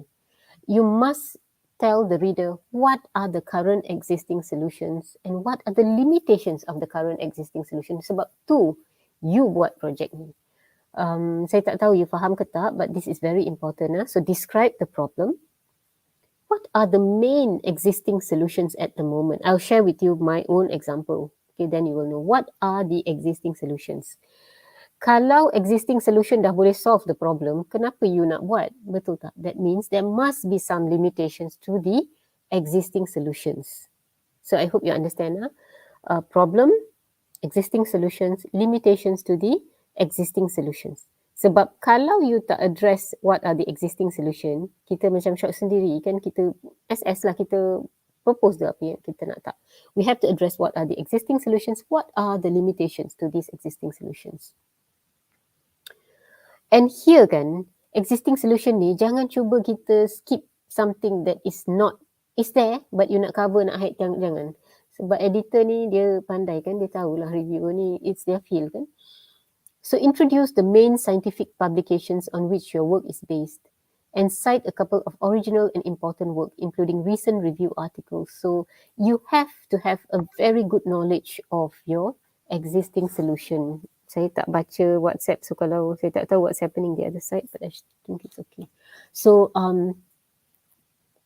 so put in solutions yang real, limitations yang real with recent articles lah kan, citation of recent articles. So once you have already come to your the main limitations of the existing solutions, nombor 3, sekarang slowly introduce your hypothesis. So what is it that you want to hypothesize? I harap you faham. So sekarang you dah kata existing solution, what is the limitation? Now masukkan, what do you hypothesize? What are your research questions? Why do you think? Now you dah hypothesize, katakan you kata okay, cara ni you hypothesize this solution A. Why? Why do you think solution A will work? So this must be backed up with your scientific evidence to support your hypothesis. Saya harap you faham lah, ada 5 benda yang penting. 5 benda ni kejap lagi, these 5 things I will share with you in a bit. So and don't include, jangan tulis, kadang-kadang kan you baca tapi you will macam question mark, kenapa banyaknya masa dia ni nak tulis tapi tak ada pun relevant, tak relevant pun dia masuk references yang tak relevant. So don't do that. I will share with you this because this is very easy for everyone to understand, so bear with me. Okay, this is not a project that is kesian lah yang engineering, but I will explain such that everybody can understand. This is a very good example. So like I told you, for your introduction, this is very easy. So yang senior yang dah pandai menulis, sorry ya, I take a bit of time to encourage the juniors because I think it's important for our young people to understand this, because once they can understand this, they will be they can confidently write easily. Now, yang penting adalah problem statement, existing solution, limitations to the existing solution, and then you put in your hypothesis, and then you support scientific evidence to your hypothesis. Finally, that will lead you to your objective. Okay, you tak akan salah kalau you ikut formula ni. Now, what I'm going to share with you today is this project. Okay, this manuscript lah on Alzheimer's disease blood biomarkers using omics technology. Alzheimer's disease ni untuk orang yang nyanyuk. Now, katakan our parents, yang sometimes nyanyuk ni adalah kita ingat ia adalah normal. Tidak, ya, nyanyuk tak normal. Nyanyuk ni actually is it's a disease. Okay, so Alzheimer's disease is nyanyuk. So now, how do you, like katakan if my a very senior parent, how do I know whether they are really at what level are they, at their cognitive impairment ni, as for the disease? How do I know? Kalau orang nyanyuk ni, dia tak ada marker, blood marker macam diabetic kan. Diabetic, you check je glucose level. So now this is the project. I just want to give you a background so that you can understand what I'm trying to say. So that is the project. So I start off with the problem statement. And what is the problem? The problem is Alzheimer's lah kan. So I will explain lah a bit on what is Alzheimer's disease, and that it's a slow degenerative brain disorder that changes, basically it affects a lot on our cognitive function. So it's cognitive impairment, orang akan lupa, sampai kadang-kadang nak pakai baju pun tak, they cannot remember their family members. This is Alzheimer's disease, right? So the risk of AD is, as we age, there's risk. Okay, those above 60 are most vulnerable. Saya kasihlah sedikit stats, here and there. Of course, you have to give world stats lah. This one, we have given Malaysian stats. But after saying the problem kan, actually you can put in, but the problem now is that we think that nyanyuk is normal. Yeah, but we don't take our parents to the hospital. We think that, oh, this is normal lah, and what is the diagnosis? Okay, katakanlah you bawa to your parents to the hospital. Okay, so what are the existing solutions? Katakan you bring your parents, and what will the doctors do? The doctors will actually ask your parents to do, it's like a memory test tau. Dia akan buat MMSE. Dia akan buat macam test, score, and then they tell you the score. Oh, the score is kalau 27 ke atas, bagus. Kalau kurang, adalah kategorinya. But there is no clear indicative. Dia akan, it's just based on soalan tau. Dia soalan dan you kena jawab lah soalan-soalan tu. The patient has to answer. So there is no clear cut macam blood test yang boleh cakap, oh dia nyanyuk ke tak. Kalau ada blood test, senang kan, kita boleh je check.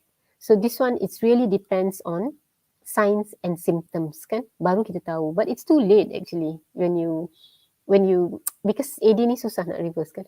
So we just depend on sign and symptoms, sebab kadang-kadang we see our parents, oh dia dah tak ingat benda ni, tak ingat tu. So it depends on that.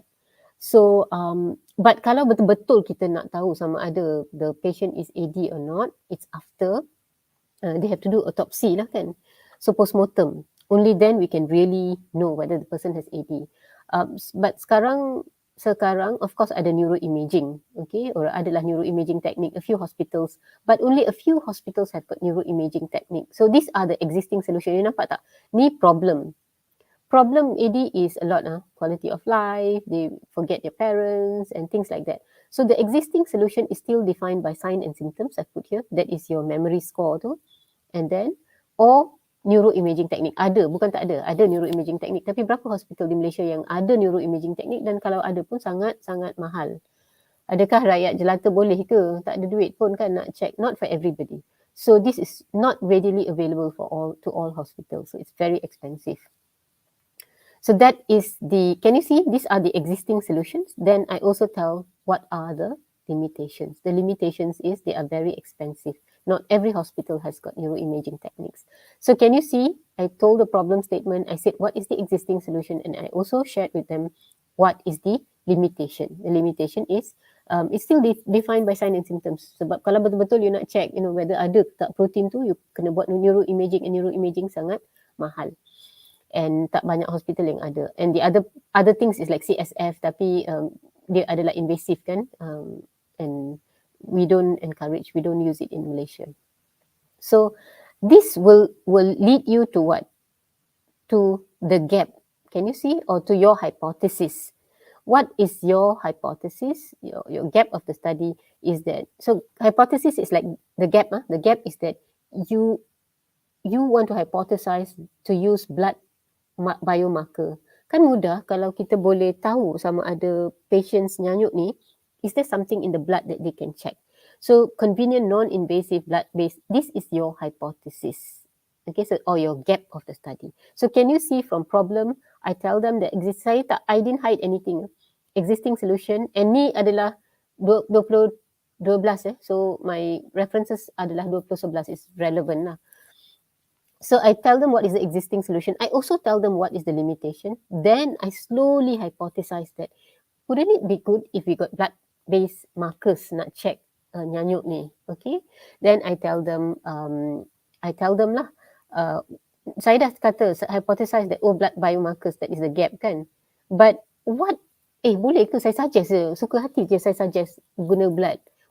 Boleh ke, you rasa logik ke, whether it can that happen? Then I tell you that after the hypothesis, I need to actually strengthen the hypothesis with scientific, I kena back up lah. This is when I have to support my hypothesis. I said, actually boleh kan, kalau I guna omics technology, I can check, what, because now I said that it is successful in cancer. Kalau you baca adalah saya tuliskan, it is successful in cancer, where they can really, because it's sensitive. I go on lah to say, to back up my hypothesis. Dia kena scientific evidence nak support. Dia tak boleh main-main lah. You have to have a good support on why do you think your hypothesis will work. Scientific, it must be backed up by scientific evidence, okay? So here I tell them that in cancer, it has worked, and, they have shown that it's very good because metabolites ni mudah and things like that lah. It's sensitive, and that will actually lead to the objective, okay? So I hope that I am clear with the intro, because this is very important. So you start off problem statement, existing solutions, limitations to the existing solutions. So don't miss anything. And then I tell you what's the gap. The gap is there is no biomarkers. I hypothesize. I back up my hypothesis with scientific evidence. That leads me to my objective. Memang cantik kalau you ada all this. So like I said earlier, it's just a formula. Okay. Okay. So now you are given about 1.5 pages to 2 pages. So janganlah tulis cerita yang orang tak ada masa nak baca kot. So don't use words that are not necessary. Okay. So this is not history ke, literature review ke. So you have to be very clear, and don't use the salesman feel. Use used car salesman feel. Macam push your hypothesis. Kalau your hypothesis tak backed up with scientific evidence, who will support? So don't try to push your hypothesis without the previous limitations and without scientific evidence. And now this novel ni dulu boleh lah, first time ni dulu boleh, tapi sekarang cuba kurangkan penggunaan all these words lah, unless it's really new or novel. So I hope that I am clear with the introduction. Like I said earlier, if there's anything, you can always ask me. Now, I'll go on to the method section.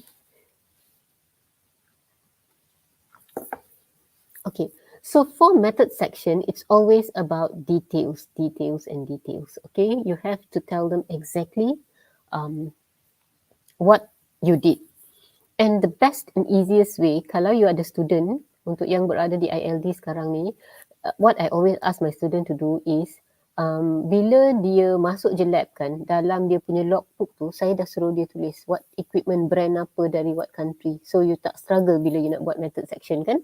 So details are very important. Get all this done early. So tak payahlah masa nak buat, baru nak cari, ni brand apa ya saya guna, manalah you tahu, katakan benda tu dah di-post kan. So put your all this, ensure that your students have it ready, okay? And what I can say for methods section is very easy actually. I would say that it's one of the easiest, tetapi kadang-kadang ada journal yang have word limit kan. So sometimes I put the method in supplementary, because if it depends lah, it depends on the journal, okay? So you have to give detail, but put what is important, okay? Not everything lah. Kalau you rasa method tu dah method yang biasa, tak payahlah explain satu-satu macam student punya thesis. Tidak, this is paper, so there's word limit, so you have to be smart. If it's a method that is routine, you cite previous work, okay? But if it's a new method, and you can adapt lah, katakan you adapt, which part you change, put that in. So identify the equipment, describe materials used, specify the source, be precise in describing measurements, okay? And statistical used. So method saya rasa nothing so difficult lah. Like what I said, I always put in very detailed, but don't go and write like your student's thesis, itu lain. Tak payahlah 0.1%, 0.2%. You know what is important. I don't think I would like to show examples, okay, because I think you know exactly how to write methods lah, so shouldn't be a problem. But if you have got any questions, you can ask me later. Now, for results, right, only representative results are essential. Honestly, I struggle when they say got only 5 graphs or 5, you know, it's very difficult. Bila you ada 10 graph, and then general kata limit muka surat hanya 5 graph. So you can put some in your supplementary materials.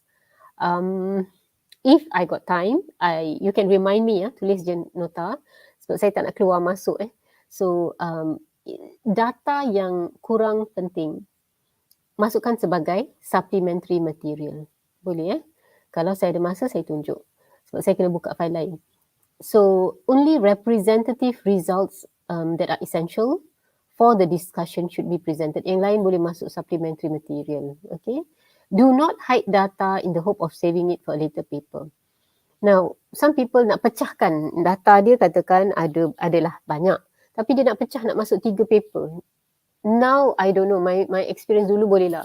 Sekarang kan nak pecah-pecah macam tu, it will dilute and it won't go to a good journal. So, kalau boleh, masukkan enough, sufficient data for one paper.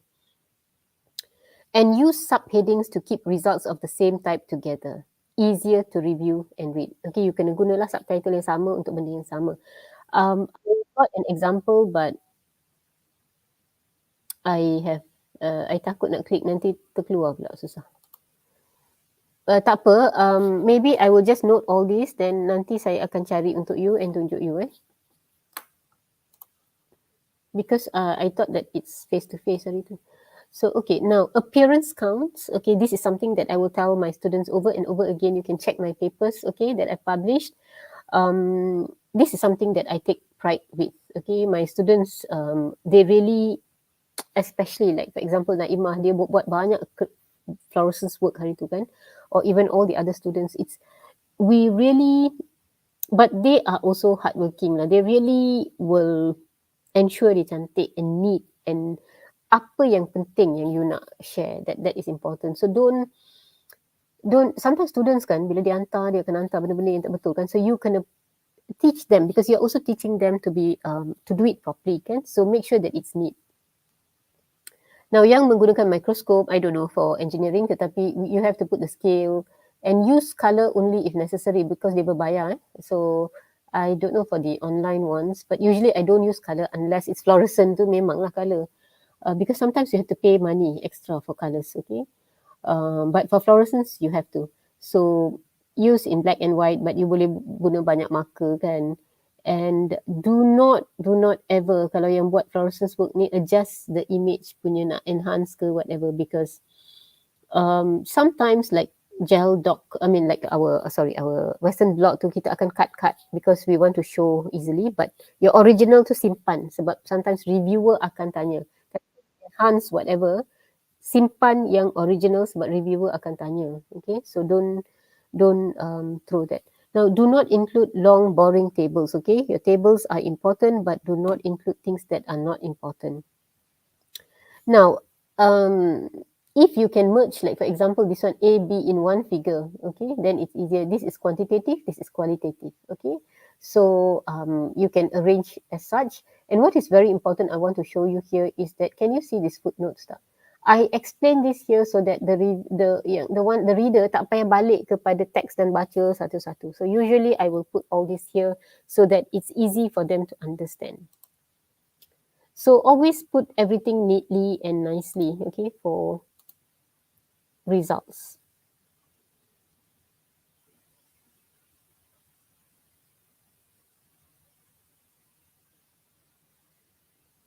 Okay, so the other thing is of course cite. You have to cite lah kan. I think that one you all know lah. So results is just, actually results are very easy. You know that, just do things neatly and describe the results, okay. So for discussion, now don't repeat your results. So discussion, you can say lah how many percent higher, why do you think that is the best. So it is the most important section of your article. Here you get a chance to sell your data. Data you dah ada kan dalam result section ni. So discussion is not as easy. It's not easier because this you have to think of how, like for me, I'll just show you this. For me, I always ask, Allah, I tak tunjuk ke? Okay. For me, I always ask my students to, before they write the discussion, honestly, I ask them to do this. Okay. This student was doing masters, I think, on a protein marker for orang yang nyanyuk. So I will tell her, so you faham kejap just to not to confuse you. After the result adalah mudah kan, you just ensure that everything is neat, nice and present what you get. For your discussion, sebelum you boleh tulis your discussion, I would suggest that to understand the whole story or what is happening, you try your best to put it in an image. I hope you understand. You have to put it in an image because your results katakan A, B, C, D, E. You can write, okay, A, B, C, D, E lah katakan. You dapat ni. So, for example, this, whatever coloured are her main results lah kan. So, you dapat 1, 2, 3, 4, 5, semua merata, betul tak? But how do you connect, katakan dia dapat A1 reduced, fibrinogen tinggi, PP tinggi, but how does all this relate to the brain? You faham tak? Sekarang discussion ni you nak macam join the dots, right? So for me, I always try to get the student to draw an image or a picture or a graph or whatever for me like this, so that people can understand what you are discussing. I hope you understand this. This is an important point. This is something I learned also over the years, that you can see whatever my students when they do, I don't know, I takut nak keluar lah, sebab keluar takut nanti tak boleh masuk. So I'll show you a few later.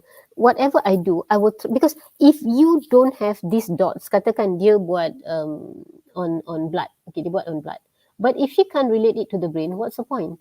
And if she gets fibrinogen chain higher, how is it related to this? You faham tak? I hope you understand that result biasa kita akan cari, okay, parameter ni. How can this communicate and how is it related to the brain? I hope you understand. Tak apa, ni mungkin nanti saya akan explain to you. So for discussion, I will always ask them to do this first. Kalau ni clear, baru saya boleh start writing the discussion. You faham tak? So get that, because without discussion ni, you tak boleh tulis, this is the same as that. This is this particular finding is similar to reference A, reference B. It's contradicting to reference C. It's not like that. Discussion is not like that. Discussion itu FYP okay. Tapi here we are discussing such a, we must get the whole picture, and to get the whole picture, you kena join the dots first. You join the dots, then you will be able to discuss better. That means from the discussion, the person will know, the reviewer will know whether dia ni faham ke tak, kan? Sebab when you give them an overview, they will know that, oh, okay, this person faham semua, bukan satu saja dia target. So I hope you understand what I'm trying to say, but the discussion has to correspond to the results. So for discussion, I always put an image, okay? You need to compare the published results with yours, okay? Do not ignore work in disagreement with yours. Confront it and convince the reader that you are correct or better. So I would say that, so jangan try to slip, to miss a thing, results that are contradicting. Tak apa. Kalau you dapat benda yang lain daripada orang lain, it's okay. Just put it in, justify. Why do you think? And so when you draw this kind of image, actually, this is where you put your reference in lah. Katakan this parameter fibrinogen gamma chain ni lebih tinggi. It is highly expressed in the blood. So now you will say lah, reference A, reference B, C said that, you know, they got similar, while D, E, F said it's contrasting. So how is fibrinogen related to the other parameters? So this is how you discuss. I can show you, but I have to open. Okay, so more pitfalls to be aware of for your discussion is, katakan, you say that statements that go beyond the results can support. What is not in your result, no need to discuss, because that is more of, you know, somebody else's. Orang, memang saya pernah kena ya dulu, masa saya baru-baru start tu, I will describe, try to relate, kan you nak relate dengan benda lain, but if you didn't do it, example will be this lah. if I didn't do a TNF alpha, for example, kat sini, I didn't do, then janganlah cerita banyak sangat pasal TNF alpha. You can just say to correlate masa you discuss. But don't go and say, oh, this person got, that person, no. Your main thing should be the ones that you have done. Okay, so don't go and extrapolate. To make the story is okay, to make the story nice, but don't go and extrapolate too much, okay? What your results can support, describe in detail. And kalau higher temperature, lower rate tu semua, kalau dia significant, cakap. Kalau tak significant, tak payah relate pun. Kalau tak significant, don't talk about it too much. Okay, if it's not significant, it's not significant. Don't say it's higher. Okay, hanya significant, you berbual higher. Kalau cakap higher without significant, jangan masukkan. Speculations on possible interpretations are allowed, but this should be rooted in fact rather than imagination lah. Okay, and revision of results and discussion is not just paperwork. You may need to further experiment, derive simulations. So basically, I would say that for your discussion, keep it to within your scope. Don't go beyond. Okay, and what makes a good manuscript for your discussion? Janganlah cerita panjang sangat. Okay, so what is very important is it contains a clear, useful, and exciting scientific message, flows in a logical manner that the reader can follow, formatted to the best showcase the material, and is written in a style that transmits the message clearly. Okay, so jangan tulis panjang sangat. Okay, straight to the point. Sangat susah sebenarnya, sebab kadang-kadang saya pun kena.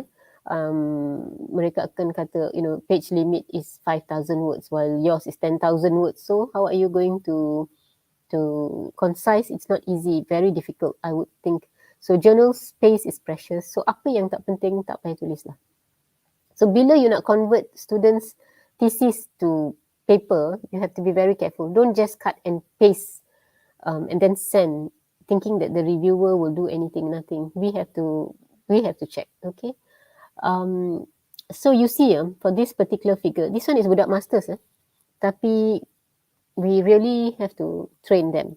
So can you imagine that for the discussion part, nampak dia kat sini ada A, B, C, D, E, A, B, C, okay. So she actually will explain each part A, B, C. Ini ialah satu gambar aja, tinggal saya tak dapat masukkan dalam. I think this is published, you can check.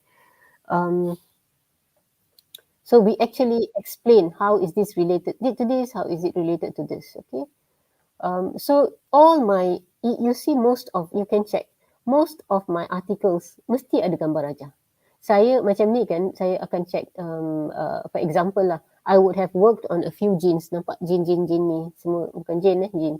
So all these gene I would have worked on. So I will explain actually how, this was upregulated, how the cholesterol went in, how the cholesterol reduced. So nampak tak, this is epithelial cells, okay, intestinal epithelial cells. So everything I will tell you this gene here, and then, so everything will be with a diagram for my discussion so that the reviewer can understand. I hope you can understand what I'm trying to say. Paling teruk pun macam ni lah, okay. So at least if you cannot draw very nicely ke whatever, at least do like this, okay. But I can show you more examples. This is also a master student. Ni zaman purba, okay. I mean by zaman purba means it's like 2010, 2011. Masa tu saya dah start buat image ni, tetapi tak sebagus sekarang lah. Sekarang saya belajar. That's why I'm telling you. Even we are learning. So in 2010, all that, this is how I do. Memang dah ada diagram, tetapi tak pandai lah masa tu. Sekarang, I will do it better lah, of course. So I hope you understand. And so for conclusion ni janganlah repeat benda yang sama. Seperti abstract, selalu orang akan check. So just what is very important, what is your take home message yang you nak cakap ni? What is the most important result from that you can conclude? If there are 3 things, mention what are the 3 things. So do not repeat the abstract. Okay, jangan. Or just list experimental results. So what is it that you really want to, what can you conclude from your study? And the other thing that you have to put is your future direction. So what's next?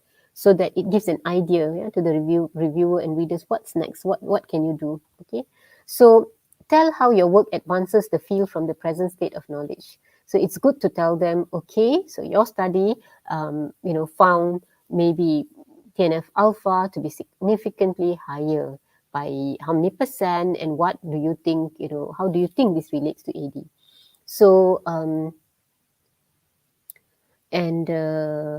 yeah, possible applications and extensions, like this is your future study, I think I've explained. Acknowledgement, you all tahu lah kan, this one tak payah kot.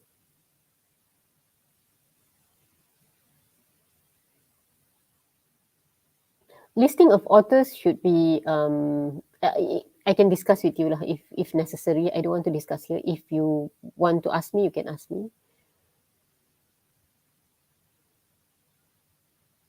Now, you can actually use softwares lah. I can't remember, was it, but UiTM has a good software that you can use. Was it Grammarly?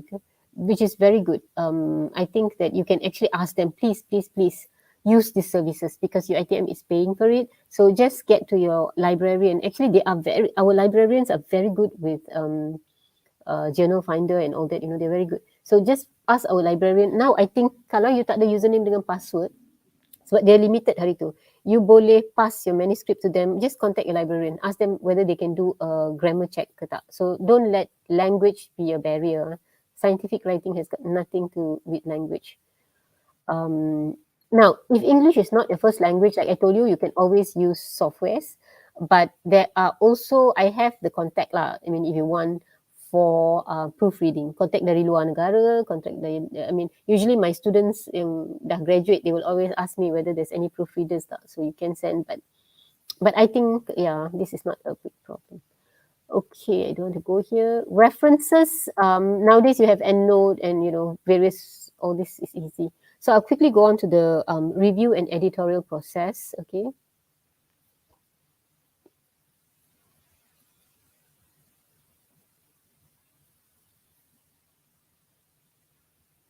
So it's like this lah, basically. First you register. I just want to show you. Ni tengok zaman 2012 ni.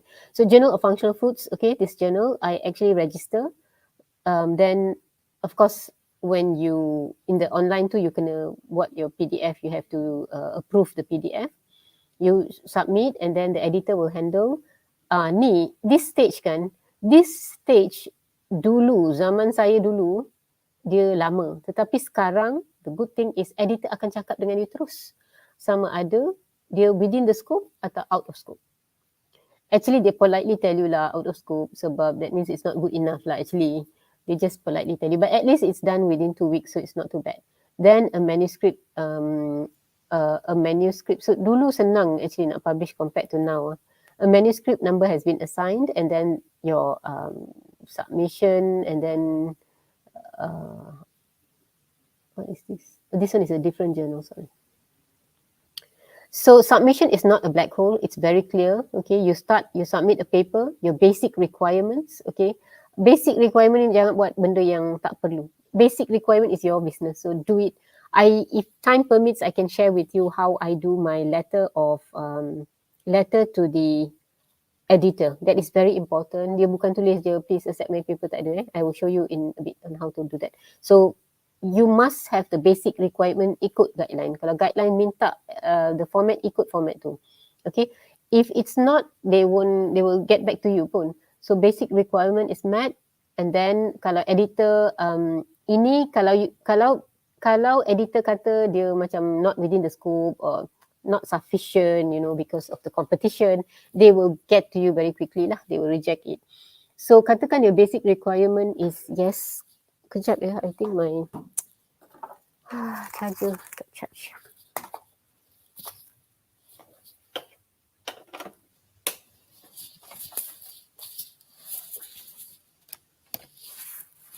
Okay. So if your journal is good, and usually kan saya harap sekarang very difficult to publish nowadays, but let's hope that it will be accepted by the editor at least to assign to reviewer. Biasa dia akan minta reviewer. Reviewer ni pun ada style dia, cara you nak cari. Janganlah cari people same from your UiTM. You have to cari orang jangan cari yang terlalu tinggi. So this one is an art also. If I got time, I will share with you. You can ask me the questions. Now, assign reviewers. Reviewers will check and then they will get back to you. So editor will check whether, reviewers comments ni okey ke tak. Editor itu adalah fungsi editor akan check. Dia akan collect dan editor pun akan comment. Usually got 3 lah. Editor akan comment, editor akan make a decision. It's the editor's decision, okay, whether you kena buat major revision, minor revision or reject. So this is the cycle. So it's not a black hole, everybody knows, okay. So kalau revision required, dia akan balik lah, or it's accepted. So this is how it is. I am sure most of you know kan, this one, no problem. I don't think I should share this, but if any of you don't feel shy if you don't understand. So this is again, like I told you, cover letter ni dulu ni zaman apa saya dah lupa. Sure ni zaman before 2010 lah. So I did not understand. I'll just put the title, but this is not how you write actually, okay. So saya akan tunjuk you. Dulu boleh lah, tetapi sekarang dah, last time I just put like this. Now I don't do this anymore. I will show you how I write the cover letter, because cover letter pun because sekarang dah ada banyak artikel, so you really have to tell the editor why, what is the gap of the study, why is it different from other studies. So I will show you later. Oh, it's here, thank God. Okay, good. So you can see this one is 2010. Saya belajar just like you all, saya pun belajar. So 2020 ni nampak tak, saya dah lain. Cara saya akan put significance of the study. Why I will tell the editor, why do I think that it's important to publish this article? What is the difference between, ni nampak, this review, contoh, certainly addresses the gaps of which have not been covered by the recent. So saya cakap lah, ada lah review sebelum ni. Kata this is a review paper. Ada review sebelum ni. Tapi apa beza our study, the gap of the study I put here. Nampak? Nampak You nampak bahawa saya akan masukkan. So at least bila editor, sebab sekarang ni too many articles that sebelum sampai reviewer, sebelum editor boleh pass pada reviewer, dia akan reject. Dia kata dia tak nampak. Kalau editor tak nampak you punya novelty, dia akan terus kata out of scope, So don't give the editor the chance. So do a bit of work. Just ask your student to put in the gap. So cover letter ni pun jangan take it seriously. Don't take it like just write please accept, nothing like that, okay. Zaman dulu boleh, tetapi sekarang it's very competitive. And bila dia suruh suggest reviewer ni, tolong suggest. Jangan biar dia yang suggest, nanti dia suggest yang sangat tinggi. Okay, so pandai-pandai lah. So I guess that's about it lah kan. Bila you submit macam ni lah, ada reviewer yang check kan. So I guess that's all lah. I do not think I want to go further. I will stop here and ask if there are questions. Yeah. Okay, author ethics, you all know about it. I will not go further. I think I'll stop here, give you all a break, a breather, and then if there are any things that I have missed or you want to know, you can ask me. The other thing is on reviews lah. Actually, this is very important, but it's just that I don't have the time. Not today maybe. Okay, so I'll just stop here. Okay, I'll just stop here, Puan Zulaika. Take a few questions and let's see.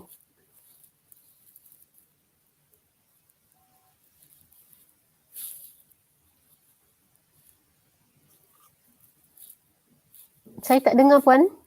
Sorry, saya tak dengar. Okay, sorry Prof. Okay, thank you Prof. Okay, dekat screen ada soalan from Madam Jaja. Prof boleh nampak tak? Atau saya boleh bacakan? Boleh bacakan ke kejap? Okay, salam sejahtera Prof. Boleh. Kalau Meskom boleh guna result ke as title? Madam Jaja boleh tak contoh, don't worry, don't be shy. It's okay. Can you just tell me your title, then maybe I can, because I feel that it is general, tinggal, you see, social science, or Meskom, social science, education,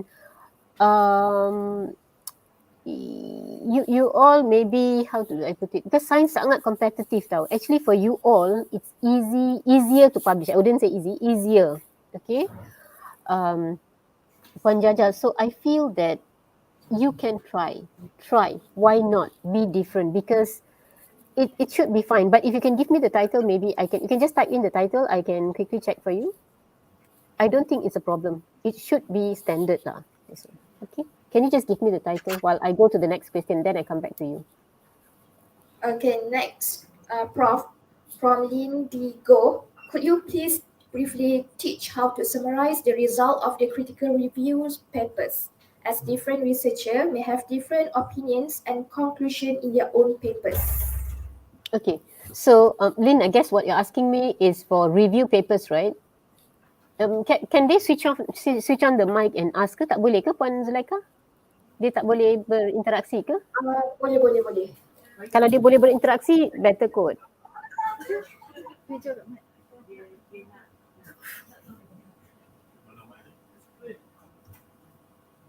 Good morning, Prof. I'm Lindy Morning. here. Yes, Lindy. Just now you mentioned on the critical review paper, right? We could actually put in the results in the abstract, but how could we do it since that now when we review paper, each of the researchers has their own opinions or own conclusions on their own paper. So when we do review in let's say numbers of papers, so how could we summarize the results of those studies?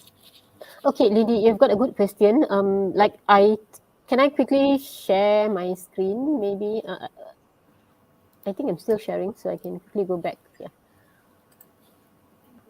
Can you see my screen, Lindy? Can you see my screen? Not yet, Prof. Not yet. Oh, okay. Oh yes, it's already there. Okay, so you see, this is a review paper. This was published in Aging Research Review with a very high impact factor, this one. So you can't see clearly, of course, but what I meant by us putting in our results in a systematic review, this is a systematic review, is that you see, this actually was done by a master's student, but she very beautifully showed exactly, because here we are looking at proteins. So these are the proteins that are upregulated, downregulated, no difference. Okay, so you see, you know. Now, going back to your question, you can see that, for example, what I said is that our review don't just stop at the objective, but go on further to describe the results. For example, right, now 6 studies, because we are doing a review, right? So review means we're talking about previous studies, right? So in this case, this particular marker, example, marker A, okay, this is marker A, example.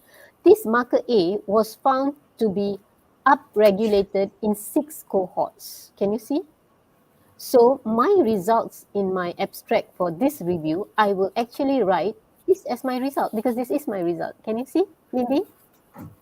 Yes. So this is what I mean by I can stop sharing juga. Okay. So this is what I mean when I say that don't just stop at the objective, but if you really do a good review, you can actually show that because you are reviewing other people's work. So you can see that from these particular studies, 6 showed A, while 5 showed B. So that means this A, marker A, must be really good lah. So that sort of add values to your review. And more people will cite. That's my point. Apa lagi ya? Prof, can I ask the following questions? Can, no worries. Now you mentioned on the reviewers how to find the suitable reviewer, to not get those maybe very high profile reviewer. But you see, if let's say we do not know who and who in the world, so how could we define the suitable reviewer that would actually our rate of acceptance in the journal is higher? Yeah. Lindy, I think the best way I would suggest is to actually go for conferences. That is when you will find, especially people in our Asia Pacific region. So conferences are good. Now, your question is, if you don't know people, actually half the time when I submit the journal, I don't know who the reviewers. I mean, I will just look at who publishes For example, if I work on area A, I will see who works on area A. I will know kan roughly. But don't lah go and get the very high flyer when I know that, of course, they will not want to look at my work. So take your Asia. Usually, I will take Asia Pacific. I will go to countries like that are that they are publishing in journal papers that I want to send to.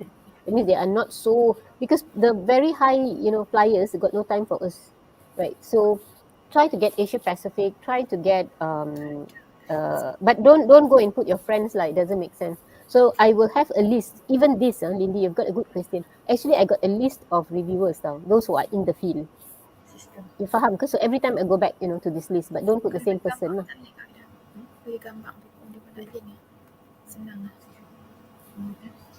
Lindy? Okay, Prof. Okay, next question from Dr. Salina Alias. Prof, boleh share tak software apa untuk draw good graphic or plot interesting graph? Puan, saya guna PowerPoint je. Itu yang benar, saya guna PowerPoint je sebab actually it's don't worry too much about I am old school lah, I think. So I don't know about my students, but I still think that we all use PowerPoint. My students also use PowerPoint. So actually it's not, don't worry too much about sama ada dia cantik ke apa. Yang penting adalah your understanding of that, Puan Salina. So saya rasa kalau you really understand the whole project and your manuscript kan, your work, I don't worry too much about whether dia cantik grafik ke tak adalah. Dia guna PowerPoint je, betul. Anything else?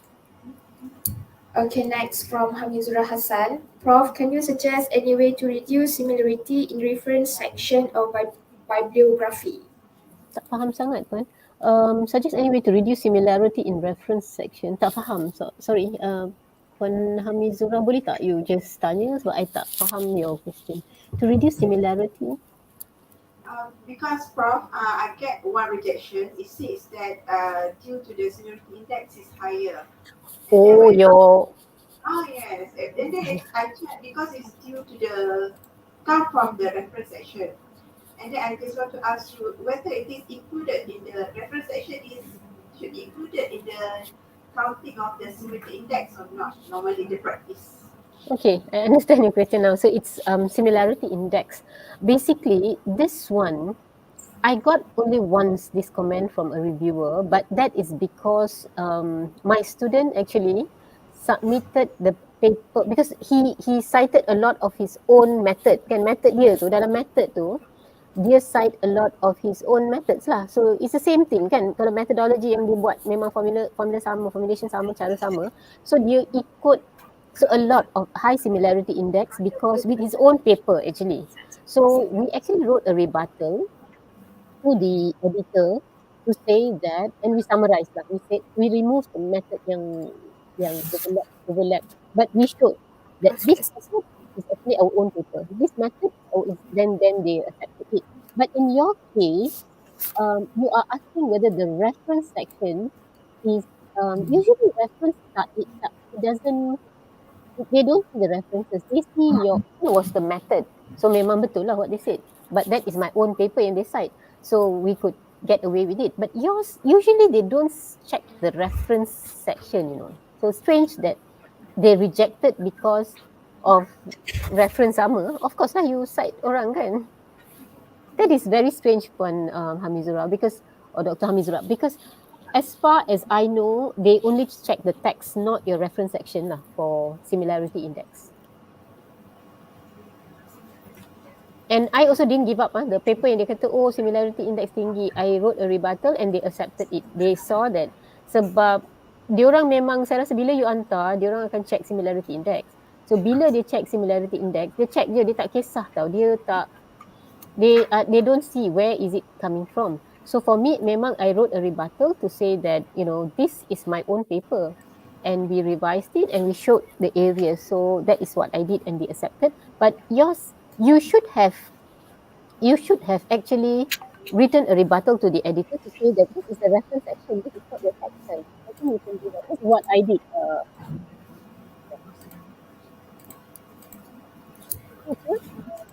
Okay, Thank you, Prof, for the explanation. Okay, untuk peserta di ILD, ada lagi ke soalan yang mungkin nak ditanya?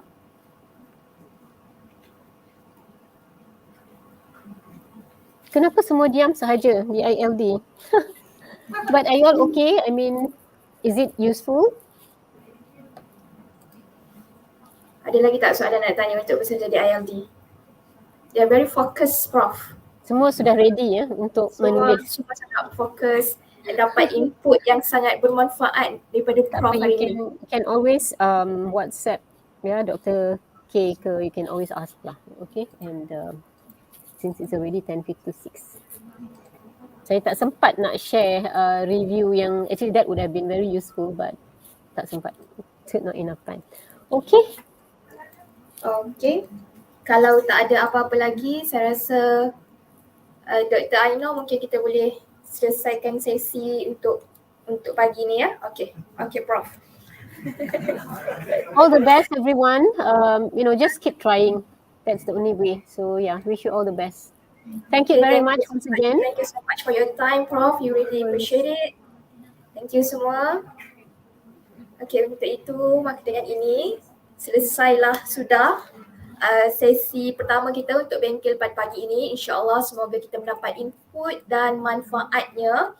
Semoga para peserta ILD di sini bengkel hari ini terutamanya mendapat input yang berguna untuk diaplikasikan nanti.